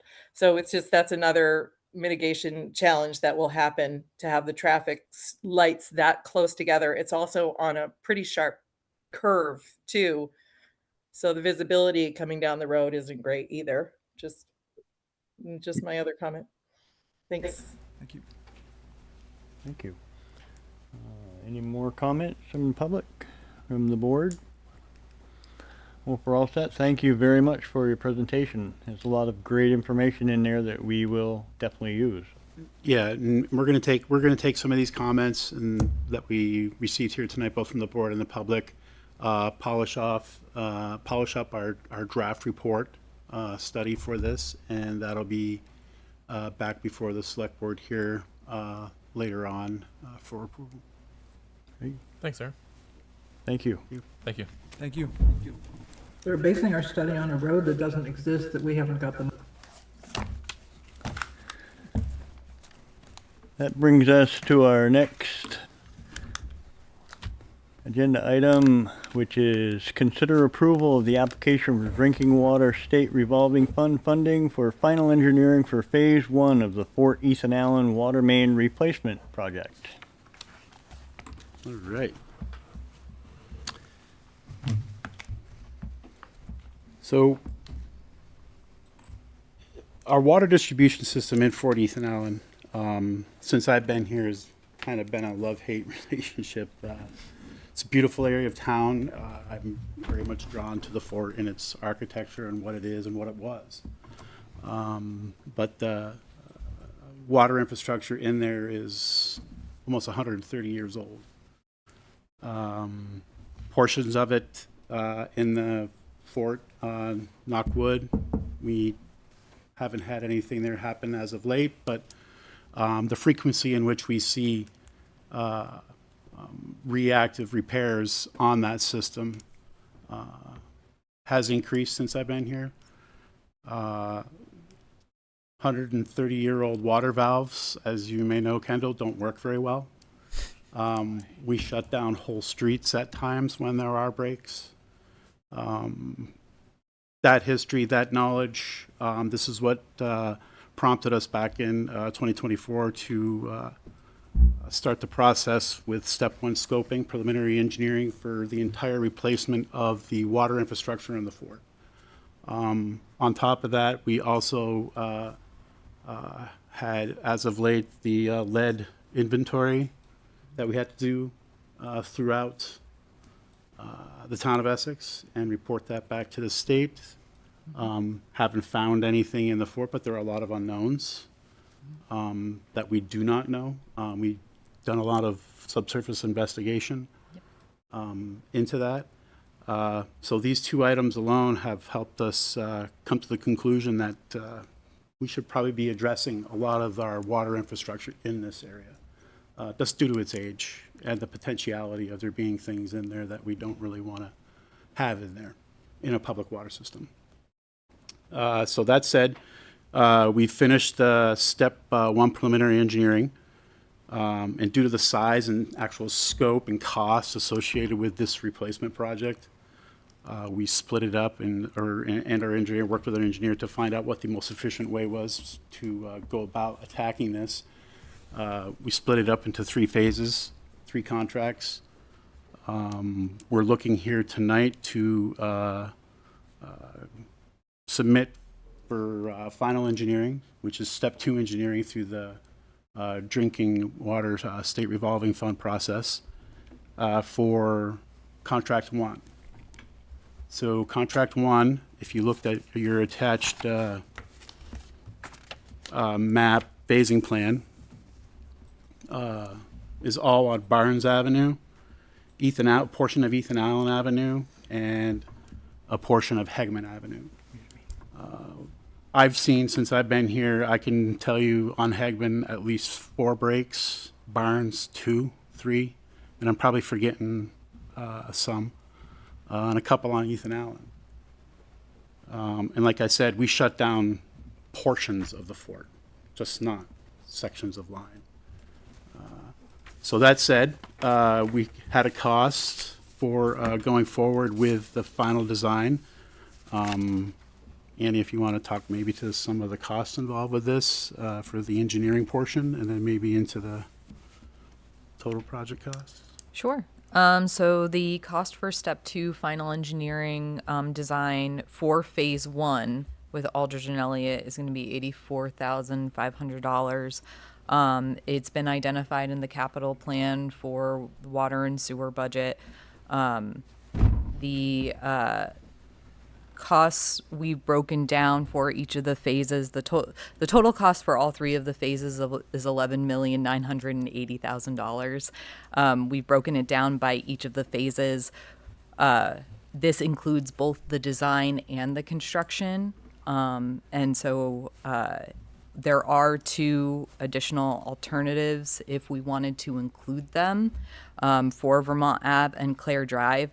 So with those two alternates included for design and construction is going to be $15,550,000. So moving back to the state revolving fund application for step 2, we are looking to submit this application. It'll be in the form of a planning and design loan with 0% interest over a 5-year term. There may be some additional loan forgiveness. Step 2 is typically eligible for some sort of subsidy that's associated with it. And if we move forward with this application, that allows us to become eligible to submit for funding for step 3, which would be construction of this project. Yeah, and we've already moved forward on applying and trying to get on the priority list for drinking water, so we could become eligible. So they'll rate our project, what it is, scope, in comparison with others throughout the state. And Essex doesn't compete very well due to our median household income at times, but I think, quite honestly, just due to the age of this infrastructure there and the potentiality of there being a lot of unknown services in there, that may raise our score a little bit more for some forgiveness, both in this engineering phase 1 and 2, and for potentially moving forward into construction. And we are looking through other avenues for funding as well. So just to caveat that, we are looking into other additional areas with our engineer to see if we qualify for additional funding through other programs. Ethan? Just a quick question, and it's more of a comment, but just so the general public's aware that this, any tax burden for these projects is going to be on the user and not in the general fund. So That's correct. Just a good point to throw that out there, that this is water sewer user rates that will reflect any increase associated with this per se project and our portion of debt service towards it. Yep, that's correct. Yeah. What portion of the project would Colchester pay for? Is Most of the property is Colchester. Correct. but we own the water system. We own the whole water system. Yes. Yes. We operate both the water and sewer system in that portion of the fort, which does reside in the town of Colchester. Would the sewer system, is that also 128 or 130 years old? No, it's a little newer. A little newer. Probably closer to 80. Okay, but then that's in better condition? You don't think? The assessments I've done about 10 years ago, I think the last time we TV'd anything out there, it's surprisingly in pretty good shape, our portion. Okay. Now, there are a lot of private lines, sewer lines in 40th and Allen that we did not take over as part of this project, or as part of the, as part of The, like sewer redirect. Yeah, when we yeah, closed yeah. down because there was a. Because it was an old Air Force base, and we took on all of the infrastructure in there back in the early 80s, even before that, I believe. And a lot of the service connections and a lot of the smaller pipes are not our responsibility. The condition of them, I could only guess and imagine. Lack of maintenance for that many years would lead me to believe that there are a lot of roof leaders and or infiltration from groundwater in those portions. But that said, yeah, it's a little newer. Okay. And I will add, I mean, although that this step, the step 2 design engineering for this portion of our water system is entirely in the town of Colchester. the history there is back in the day, a fledgling town of Essex water and sewer department, starting out in the early 80s. Financially, a lot of the users, it was an instant user base for the town of Essex back then, and they really carried the town of Essex water and sewer system back in those days financially, with that instant rate base that we had out there. As time went on, we did connect and move out into other parts of the town, but the 14th and Allen user base definitely supported a young fledgling water and sewer department back in the day. Thank you for that information. The alternatives that you speak about, the two alternatives, when you look at the full project, are you wanting to do everything? Or are you saying we should only focus on the 11 million portion of this project? Those two alternatives, they're more development driven, I think, in the future. If you look at the sewer maps on where the actual lines are in those areas, they really don't lay out well. Historically, it was an old military fort. When they needed something, they just added, and then they added to the add. And there's lines everywhere. And quite honestly, there is one, I think we just found it this year. And I've been here nearly 20 years and I didn't know where it was. Wow. And that is on the Vermont Avenue section. Now down in the red dashed line, that section that's entirely in Essex, I think we've been waiting for a long time to kind of see what happens there. Looking for a master plan eventually. And I think any infrastructure that is put in, water and sewer, will definitely have to be installed kind of with whatever the future layout is or development is in that particular area. So for us to go in and just replace lines in kind of doesn't feel right. Okay, so we can focus on just the Yes. not the alternatives. Yes. It doesn't mean that nothing is going to happen in those two areas. There definitely could be something that needs to take place there. But like I said, I think at the beginning of this, during the scoping, we thought it was more of development driven at that time. So it was left as an alternative. Gotcha. So for clarity, the alternative projects are not necessarily critical? No.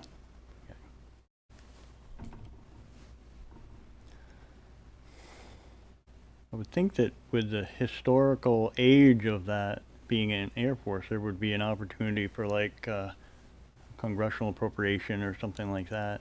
I've always thought, Yeah. yeah, it's deserving in my opinion. And some of the current populations in there, Champlain Housing also has a large stock of buildings in there. Very much an underserved community that does live there right now. So there should definitely be some opportunities for additional funding other than just the water line part. Agreed. The only question I had was on the actual application. I'm always poking you.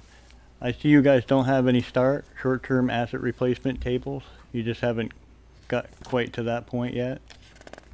It doesn't affect whether I will vote for it, but I would just note that that is important. It would help you get ahead in the future. Yes, and I apologize for that, Kendall. I remember it was something the last time, I think it was with the step one engineering for this particular project that you mentioned that, or the Center Road, I'm not sure which. But Yeah, one of those. Yeah. Yep. I'll note that, Kendall. Yeah. That was all. Any more questions from the board? I'll open it up to the public. Any questions from the public?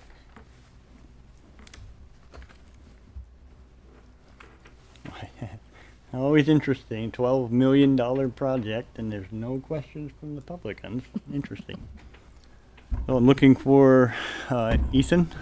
Move that the select board approve and sign the application for the drinking water state revolving fund DWSRF for step 2, final engineering for phase 1 of the Fort Ethan Allen waterline replacement project, and authorize public works staff to submit the application to the drinking water state revolving fund program.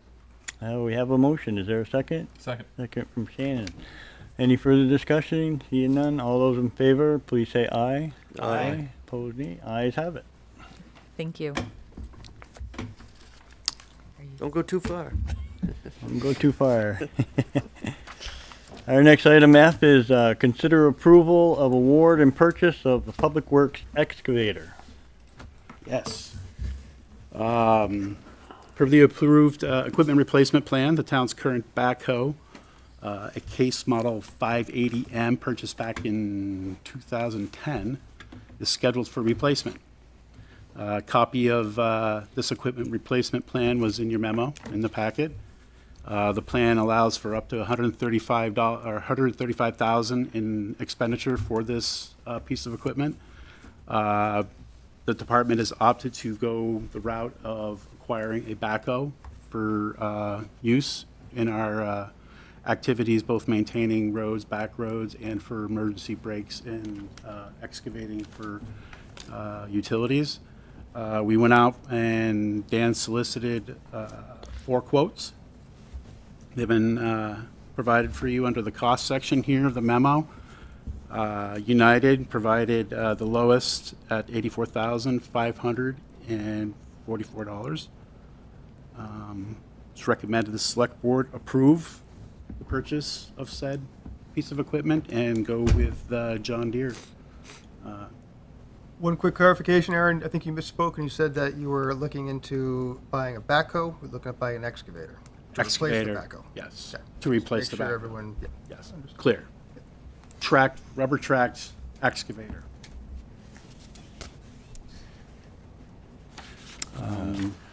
We attached the quotes that were provided by the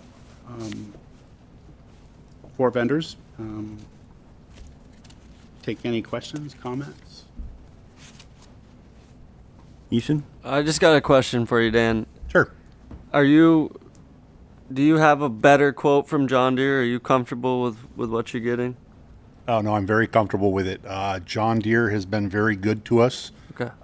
And I lean more towards them on the service side of the vehicle, on the piece of equipment. I noted earlier in a memo to Aaron, our grader broke down last year, and they serviced us with a demo grader and only charged us $1 for the rental of that per month. That's awesome. So I can't speak highly enough of their service department and how they've treated us. So Awesome. Yeah, I just noticed with the quotes that they were the only one that didn't list out all the bells and whistles. So I just want to make sure you were getting all the bells and whistles yeah, still. yeah, don't worry. And then the second thing is for everybody else. I don't know if everybody has young children or not, but the whole Blippy guy where he's singing the song, "I'm an excavator, see you later." Just came right in my head when you said the excavator thing. I was like, well, yeah. And I'm so excited, so very excited for this, and I think it's going to be a great thing for the town. And just to clarify, we do currently have a trailer Yes. that can tow this machine. Yes. Super awesome. Can we just make sure that song is in the minutes? Yeah, for sure. I'll sing the whole song if you want. With the with the yeah. arm. That'll be the because that's how he sings the song. further Blippi, questions? Blippi. Look it up, okay? Any further questions? You Okay. know. Well, first of all, I want to say thank you to you guys. You do an excellent job, and the comments that I have are specifically about the equipment and not the job that you do. I have some real concerns with you switching from a backhoe to an excavator. I live, as you know, out in a rural town, and I've lost count of the number of storms where I've seen the backhoe go down the road, clearing trees, cleaning the culvert out, ditching and stuff, and it zips through and goes up to Sawmill Road, and it zips back, goes up Brigham Hill Road, and it goes all over the place. And I just think that, in my personal opinion, that this is an example of equipment that you guys need, but that you're trying to fit into what the capital money is versus what you really need as a department. And you say that right in the actual memorandum that you provided from June 25 with justification, where you acknowledge right in there is that you only have one loader. And in all these years, you don't send the loader out, especially in a snowstorm, to do that work. You need that loader to load your trucks and keep your trucks on the road.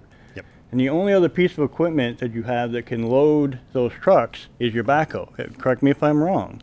Yeah.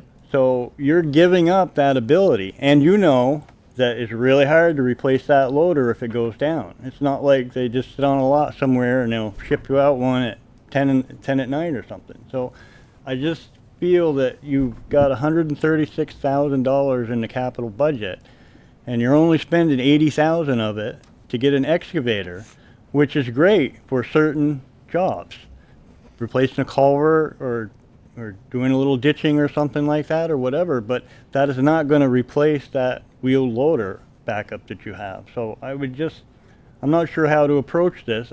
I would have much rather seen you come and say, we need to replace the backhoe and we need a capital plan for getting an excavator, because you need them both, in my opinion.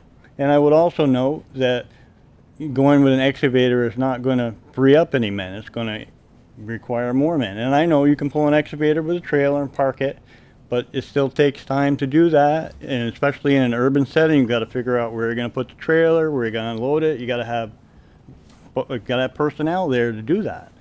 So I'm not really sure how to approach this. I really want to approve the excavator, but I really want to make it conditional that you're going to need the backhoe. And I'm great, you're keeping the backhoe, right? You're planning That on is it our as long as you intent, can. yes. But you really should plan to replace the backhoe as well. So I think it's really important that the town knows that, because like I said, I've seen that backhoe out in my section of the town way, way more than I've ever seen an excavator or a loader. And I don't think that need is going to change. Essex has been very, very lucky with these storms. We're lucky right now. They're getting a hell of a blizzard down south. You need that equipment. Yeah. So I think as the board, we really should look at putting in the capital budget to replace the backhoe, because you're probably going to get a few more years out of it anyways. Yeah, I think for the time being, we're looking to get another 5 to 8 years of minimal use on that piece of equipment. Yeah. I think that will give our team plenty of time to train and get some experience on an excavator. As Evan knows, it's not just something you come by easy operating these things. Down the road, I potentially foresee us getting us a wheeled excavator, hopefully, but that's down the road a ways, and let that be determined later. But I think that would be a much better route for us to go. Yeah. Yeah, I just wanted to make sure that this is one of those cases where it's great that you've got 136,000, you're only spending 80,000, but there's a reason that money's in there. Yeah, 136,000. I did some cost estimates for a backhoe, and for the same size backhoe, they're starting at 180. Yeah. So, but if you need the equipment, yeah, you need the equipment. The cost on everything's gone up. So And yeah, in all the proposals and stuff, it really didn't. It talks about it right in your memorandum that you're giving up things to get this, and I don't think your department should give up needed equipment just to get a different piece of equipment. So. And if down the road we can work into our capital equipment plan where we keep a backhoe, that's yeah, something down the road. That would be ideal. Definitely. And I'm just going to throw this out there just for conversation, Kendall. I learned also, and Dan knows this, being in public works as long as we have, it's also about relationships. We have a lot of relationships in the town of Essex with local contractors who we know that would, at a drop of a hat, a second, we need a loader. It's an emergency situation. Take it. We'll settle up after. Well, that makes me so feel better. those options are available to us in a pinch. I think the push that we made was to kind of be fiscally responsible at this point. I approached Greg and the management team and said we would like to keep the existing backhoe. We sunk how much money into that thing? Over the years, Yeah. quite a bit. And I think it's in a good spot now. It's pretty stable. I mean, we're not gonna go out and run it through the Indy 500 or anything like that, but it's definitely functional, and it's definitely gonna be a tool we can use for emergency responses, like the ones you're saying, like a storm event, or if we have to go attack some ditches that have iced up or culverts that have iced up. It's a good tool to use. We would probably use something like that more than we would the excavator. But for our day-to-day regular maintenance that we need to get done, especially out on our gravel, that's probably the best suited tool we can use right now. Sits off, it's on the edge of the road, it's smaller. Draw your attention, what was it, Weed Road? Yeah. We used a small excavator through all that to kind of test bed to see what we could do with it and what the abilities were with it. But I think, like Dan said, I probably give it 5 years Yeah. with our existing backhoe, and if that's something, eventually we could work into the capital replacement plan. I mean, working with the select board, if it's something we feel we still need, and we can incorporate it, I'm sure. Yeah. Yeah, I mean, like I said, I was one that mentioned in one of the meetings that you guys need a small excavator. But I am concerned that to get that excavator, you're giving up some very clear advantages to a wheeled loader. That's all. Thank you. And the other option is if we decide to not go with a backhoe, we could go with another bucket loader.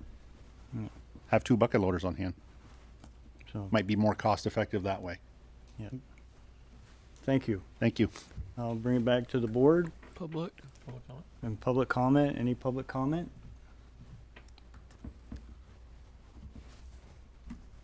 Seeing none, Ethan? Move that the select board approve the quote submitted by United Construction and Forestry for the new John Deere 50P excavator and direct the town manager to sign the purchase agreement. Okay, we have a motion. Second. A second from Shannon. Any further discussion? All those in favor, please say aye. Aye. Opposed, nay? Ayes have it. Thank you very much. Thank you. Have a good night. Thanks, guys. That brings us to our next budget item G, which is discussion about coffee with committees. Sure. So if it's all right, I'll take this one because I put it on here at the request of the board members that we spoke to about continuing coffee with committees. This came up sort of on a technical note with regard to who owns that meeting invite and passing it on after Tracy, the prior chair, moved on from us. So in trying to determine who that needs to be created under, we started to talk about, should it be at the same time, at the same location? Should it happen at a different frequency? Or should the attendance list change? And so there was a request to bring it up for conversation, and you'll see in the memo, staff is recommending, if you're interested in changing it or even just gauging the value of the current structure, perhaps taking the time to collect that feedback and then revisiting this topic later after you have a full board might be one option. There's also many other possibilities depending on your preference and perspective on that event. So I'll stop there. Great. I'll bring it to the board. Comments from the board? I think these coffees have been well received by the volunteers that lead our committees and commissions.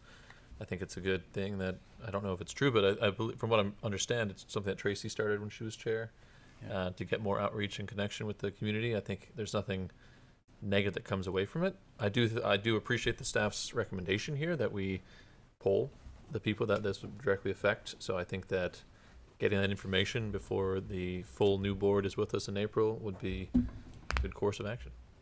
But I do think there's great value in it. I've had the privilege of going to some, both as a vice chair of a committee and then now as a member of the select board, when others who were, the vice chair and the chair at the time couldn't make it for one reason or another. And I've been impressed with the number of people that come to them and the conversations we have. And sometimes there's good back and forth between different chairs of committees that don't necessarily naturally interact. So I think it does serve a great value, and I just want to take a moment to thank Uncommon Coffee for providing us with this space and the opportunity. And I would just add to that oftentimes the discussion that takes place between the chairs of the different committees as well as the board has been very illuminating, very interesting. So I too agree that with staff's recommendation that we revisit this and give a chance to have our committee chairs and vice chairs consider it if it's valuable. But it's been great. We haven't necessarily been able to generate the attendance that Tracy used to, but that could change. Andy? So we have a breakfast also that we invite chairs of the committees to, and town staff also participates in that. Is this an alternative to that, or do we still want to do that other event as well, or is it I'm just trying to, I'm not arguing for or against either of them. I'm just wondering whether we need to do it. Yeah.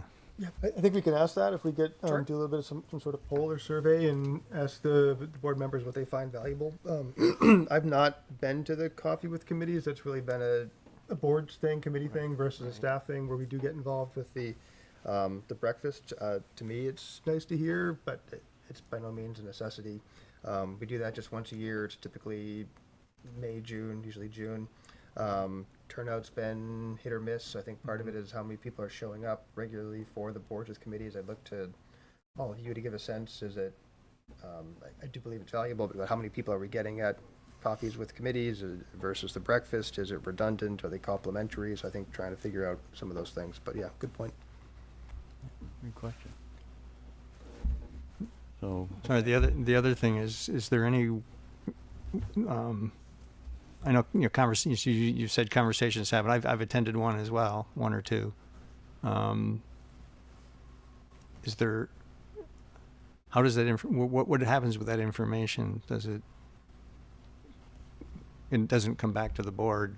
I'm just wondering where, it's mostly is there any communications that need to be cleared up as to?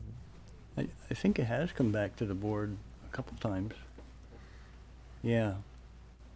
I mean, there's been no report. Maybe that's something we could implement moving forward, but I know that there at least have been references to it after them. And when I filled in for Tracy a few times, I told her what happened to them.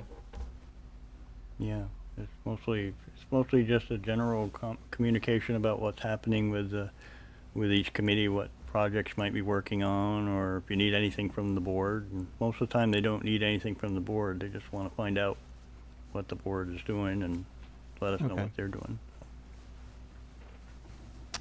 Open it up for public comment. Yes, sir.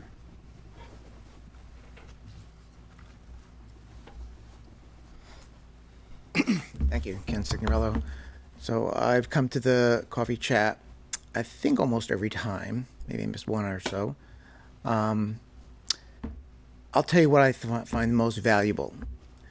It's the opportunity to speak with a member of the select board, who I view as my boss. You appoint the committee members, and the opportunity to speak in a candid fashion, not in a formal fashion like this. You can speak and not worry about it becoming part of some minutes, and you don't have to watch exactly what you're saying. And that's one thing. Second thing, of course, was recognized the opportunity to speak with other chairs and vice chairs. That is absolutely invaluable and very, very helpful. The only other thing I would suggest is that consistency is critical in this sort of thing. So stopping it and then restarting it, especially at a different time, that kind of wrecks the momentum. So I would encourage you to continue if a member is willing to do it. I know it's an extra thing for sure. I totally understand that. But I do events like this a lot, and even if only one person shows up, you have to do it and continue to do it. Word gets around that people will start participating. And it's currently the chairs and the vice chairs that are invited, I believe. Right? Yeah, or actually it's any member. Any member. The invite has been chairs and vice chairs, I'm pretty sure. Yeah, most of the time it's vice chair. But there's a thought. If you're concerned about participation, that might be a way to increase it. So 3 things: valuable for a candid opportunity to speak to the select board, consistency absolutely critical, and the cross conversations between committees very useful. We don't get that opportunity at any other situation. Thanks. So what is the board's wish? Get some feedback. Get some feedback from the, I think getting feedback is important. I also, I hear what Mr. Signorello is saying about consistency. I know that we do have 1 month until a new board be elected. I would suggest to my colleagues here that we do continue this as Tracy had it set up for another month, to just keep that going until the new board can take the new feedback and develop us as they see fit. if that's the case, we would need to pick a day pretty much today when we would want to do it. I mean, doesn't it say it's usually the second Saturday of each month? Yes. I was just gonna ask, did we do it last weekend or? We didn't, because this question came up, so we did miss last one. Well, I that's, thought you were doing it on Sunday. I was there. You didn't show up. That's fair. What's the date? I mean, The next one would be March 14th, the Saturday 14th. at 10 a.m.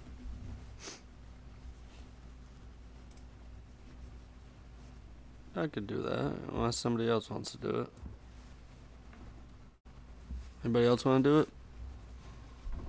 I'm glad to do it. I know that the chair. You wanna usually do it? emails I mean, between all of us, we could fill that. Well, I think we should make a Yeah. Can't have a quorum there. make a decision today. If you want to do it, go ahead. If you don't want to do it, let one of us know. But otherwise, I would I'm become- not available that. he's not available. Yeah. You're So going let me know. Don't say it out loud. someplace. Well, then let's, we just have to have Karen set up Tracy's fancy email thing that she does. And I will continue it March 14th with, 'Kay. between the three of us, we'll make sure that there's a board member there. Two. Good? Two Or board two members. board members. Ideally, two. Right. It's a lot more pleasant with two. If nobody shows up, you got somebody to talk to. Exactly. Exactly. So is that, we need to make a motion for that, or? No. Could I ask a question, though? Would the board be comfortable if I asked some sort of open-ended question, like, are there other ways you wish the select board could communicate, or stuff like that? Is that a? How could we improve this Yeah, I just wanna, mechanism or I something think the also? hope is to support committee, so I just would love to ask a couple additional questions about how we can do that. Definitely. As long as everyone's comfortable. Great. Thank Yeah, you. as many as you want. I mean, this was a great idea and it works, but if there's a better venue, time, format, Okay. it's, like I said, it's been invaluable. Yeah, so it sounds like I'm going to be checking on the day, time, place, attendees, agenda, and frequency. Yes. Okay. With the understanding that for at least in March, we will have it the second Saturday at Uncommon Coffee at 10 o'clock. Yeah, I will share an invite for that as well. I guess that's it. We're all set on that? That brings us to item H, which is consider appointment of an alternate to the Chittenden County Regional Planning Commission. Another item that is somewhat or largely a result of Tracy no longer being on the board. Tracy had been your alternate to the Regional Planning Commission, and he's the primary representative for Essex on the RPC. So there's a vacancy there. DRPC typically asks that representatives be either select board members or former select board members. So we're looking to have that seat filled. If one of you wants to step up tonight, we can notify the Regional Planning Commission. If it's something that you'd like to advertise, we can put that out there as well. We do typically advertise for 30 days. The next RPC meeting's happening on March 13th. Andy's not available for that, so Essex. March 18th. March 18th, I'm sorry, excuse me. 18th? Yes, 16th is the meeting to appoint someone for the 18th. Excuse me. So, Essex would not have a representative to that if you wanted to advertise and stick to that 30-day schedule. So you could either appoint someone tonight, advertise for less than 30 days and try to appoint somebody on March 16th, or advertise for 30 days and fill it after that next meeting. What is the board's wish? So I had offered my attendance there the last time, but it was a discussion topic and not a action topic, so we had to postpone. But I'm happy to attend and also happy to not attend. Shall somebody wish to attend more than me? Are you offering to be the alternate, or are you offering just to sub in? To be the alternate, and then I mean, regardless of election results, I'll be a former select board member. So if you wish to keep me or you wish to don't, that could be the decision of a new select board. So if you want to appoint me for until April 1st, then that's totally fine. But if it's any requirement on how long the appointment is, then that's so be it. However it wishes to be, I'm just happy to step into the role to fulfill this meeting, but I'm not asking you to commit yourselves any further. Shall you not want to? I was not. No, I know, but I'm I was just trying to get saying. clarification. Yeah, no, I'm just happy to attend this meeting, and I raised those questions because those were concerns that I have for all of us, regardless of who or what position or seat is up for election. But like I said, I'm happy to attend, and if I don't know what alternate's usually 2, right? 2 years. They're all 2 years. RPC terms are 2 years, Right. and because we start with the letter E, Essex starts with E. It's either an odd or an even year. I forget. I can't remember what I think she's 1 year in. I think there's one more year so to it her would be- appointment. It would be it seems to me we did this Last year. last year. Yeah. So it would be until 2027. July 1st, 2027. Like I said, if you want to appoint me interim or if you want to just appoint me for the rest of that or however it makes sense, I'm happy for whatever. But unless either one of you wants to just What is go the for board's it. wish? I appreciate you stepping up. I encourage you to. I think filling the rest of Tracy's term would be appropriate, in my opinion. But I'm just So one noted. member. Yep. We like our volunteers. So we have to actually appoint him then. Yes. Yeah. And that can be done today, or that has to be done at the 16. I guess I'm confused on that part of it. You can do that today. Okay. Shannon? I motion to appoint current member Ethan Lawrence as Essex Alternate to the CCRPC to fill out the remainder of the open alternate term. We have a motion. I'll second that. And second by Andy. For any further discussion, thank you for stepping up, Ethan. Yeah, thank you. All those in favor, please say aye. Aye. Opposed? Ayes have it. Congratulations, Ethan. Thank you. Thanks, You're in. I'm sorry, Ethan, did you vote? I did. Okay. I was at a meeting the other day, and it really messed up. There was 13 towns for football, and one guy wouldn't vote for himself. And they're like, "You're messing up our vote." That brings us to, I believe, all the rest of the items that will be done in executive session. I think there should be discussion for all of them in executive session. Item 6J about the discussion potential action to purchase a parcel of land for a small public boat access along the Winooski River. I would recommend that we reserve any details and specifics about price, negotiation, stuff like that, to executive session. It is a topic that has been discussed publicly. I know that at least the Conservation and Trails Chair is here. So if that's any input you want to take publicly about that concept, I'd be comfortable with that. Perfect. Thank you for that reminder. That's a very good suggestion.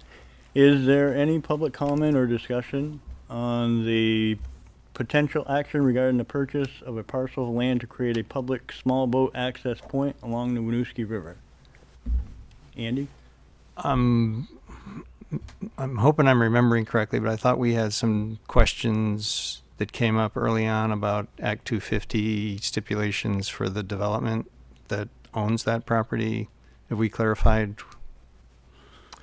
Somewhat. Do you want to? My understanding is through Winooski Valley Park District and their conversations with Act 250, it was confirmed they had no objection to the sale of the property.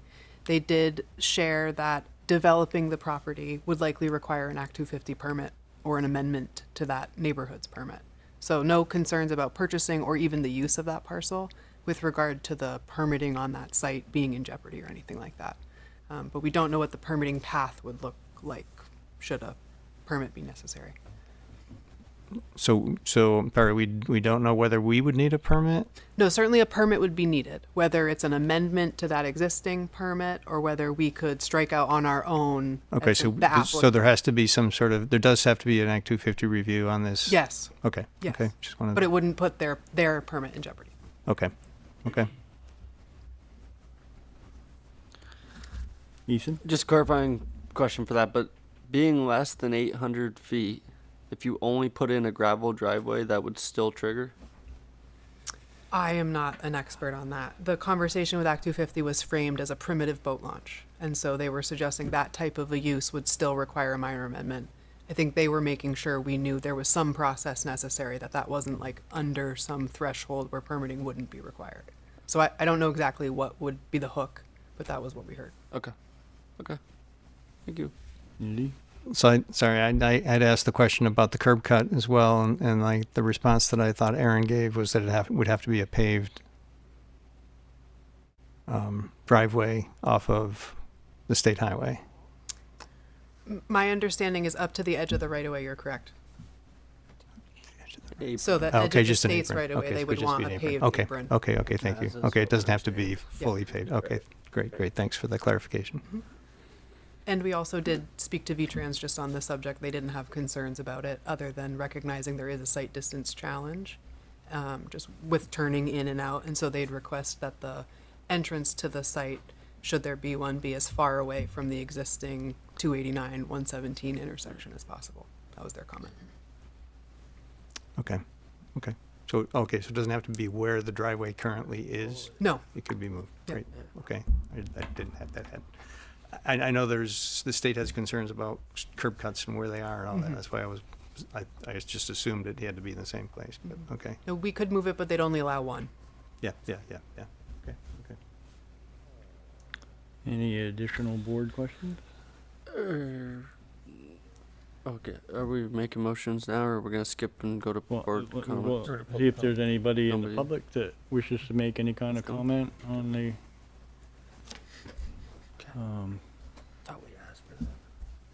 yes, sir. I guess I should say something, being the chair and the committee that put forth the proposal, the application to use the conservation funds to do this. It's been over a year and a half. I hope we can resolve it, like, today would be nice, knowing that it's going to actually happen and be able to see that be a future. It's been something that I think Andy has said, that we have a southern boundary that is a river and we have no access to it. And it would be great to see that wish come true. Thanks. Thank you.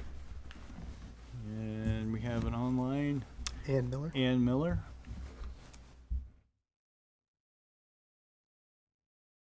Thank you again for being able to speak tonight.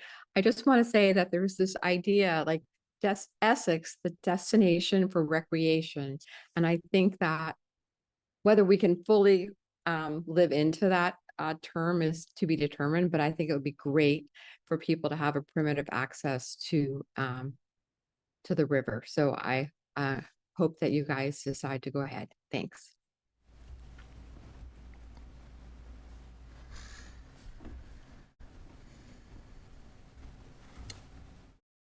Anybody else? So I guess that's it then. So that will bring us to the reading file.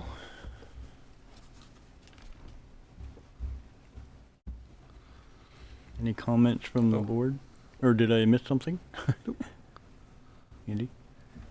Just wanted to bring attention to the Chittenden County Municipal Elected Official Forum. It's kind of a select board meetup. Select board members come from all over the county. It's organized by the Vermont League of Cities and Towns and the Regional Planning Commission.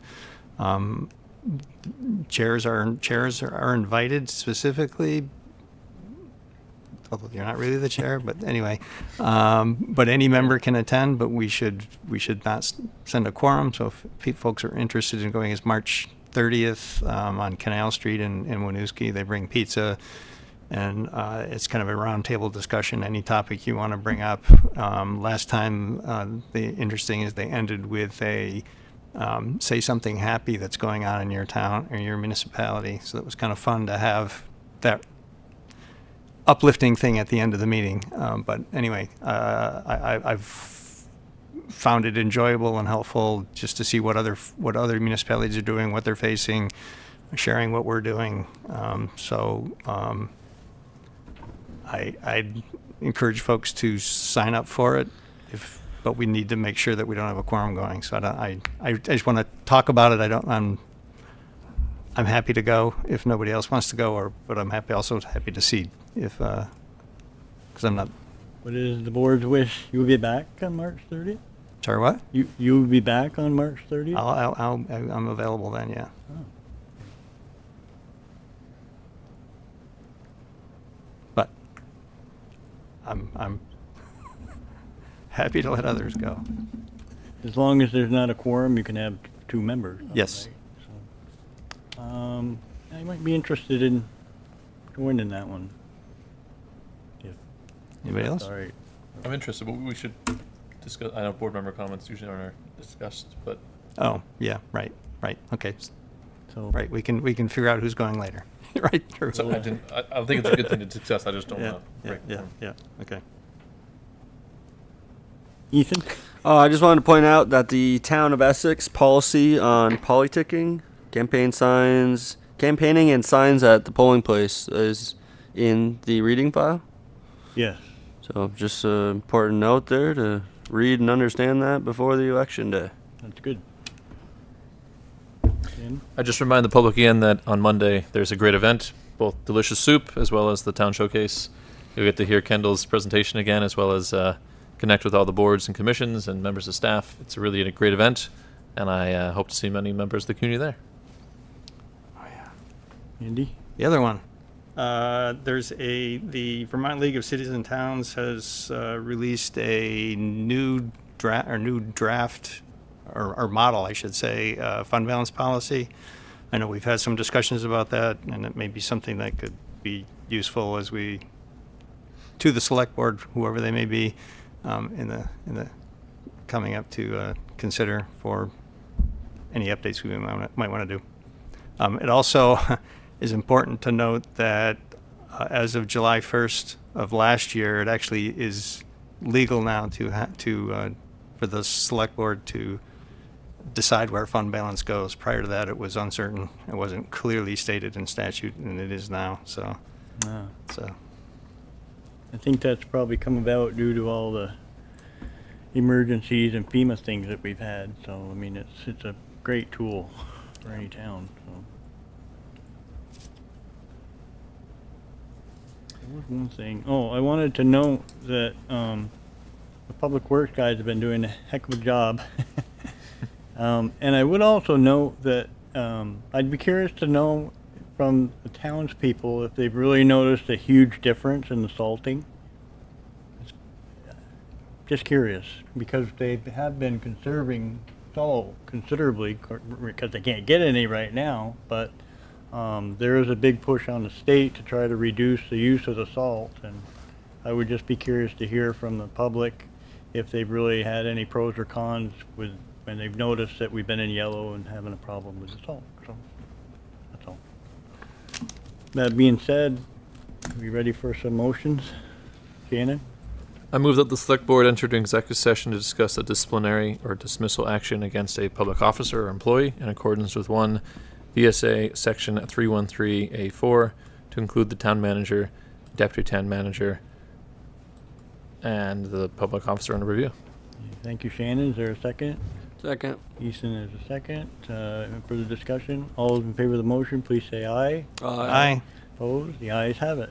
Easton? I move that the select board enter executive session to discuss the negotiating or securing of real estate purchase or lease options in accordance with 1 VSA section 313A2 and to include the town manager and deputy town manager.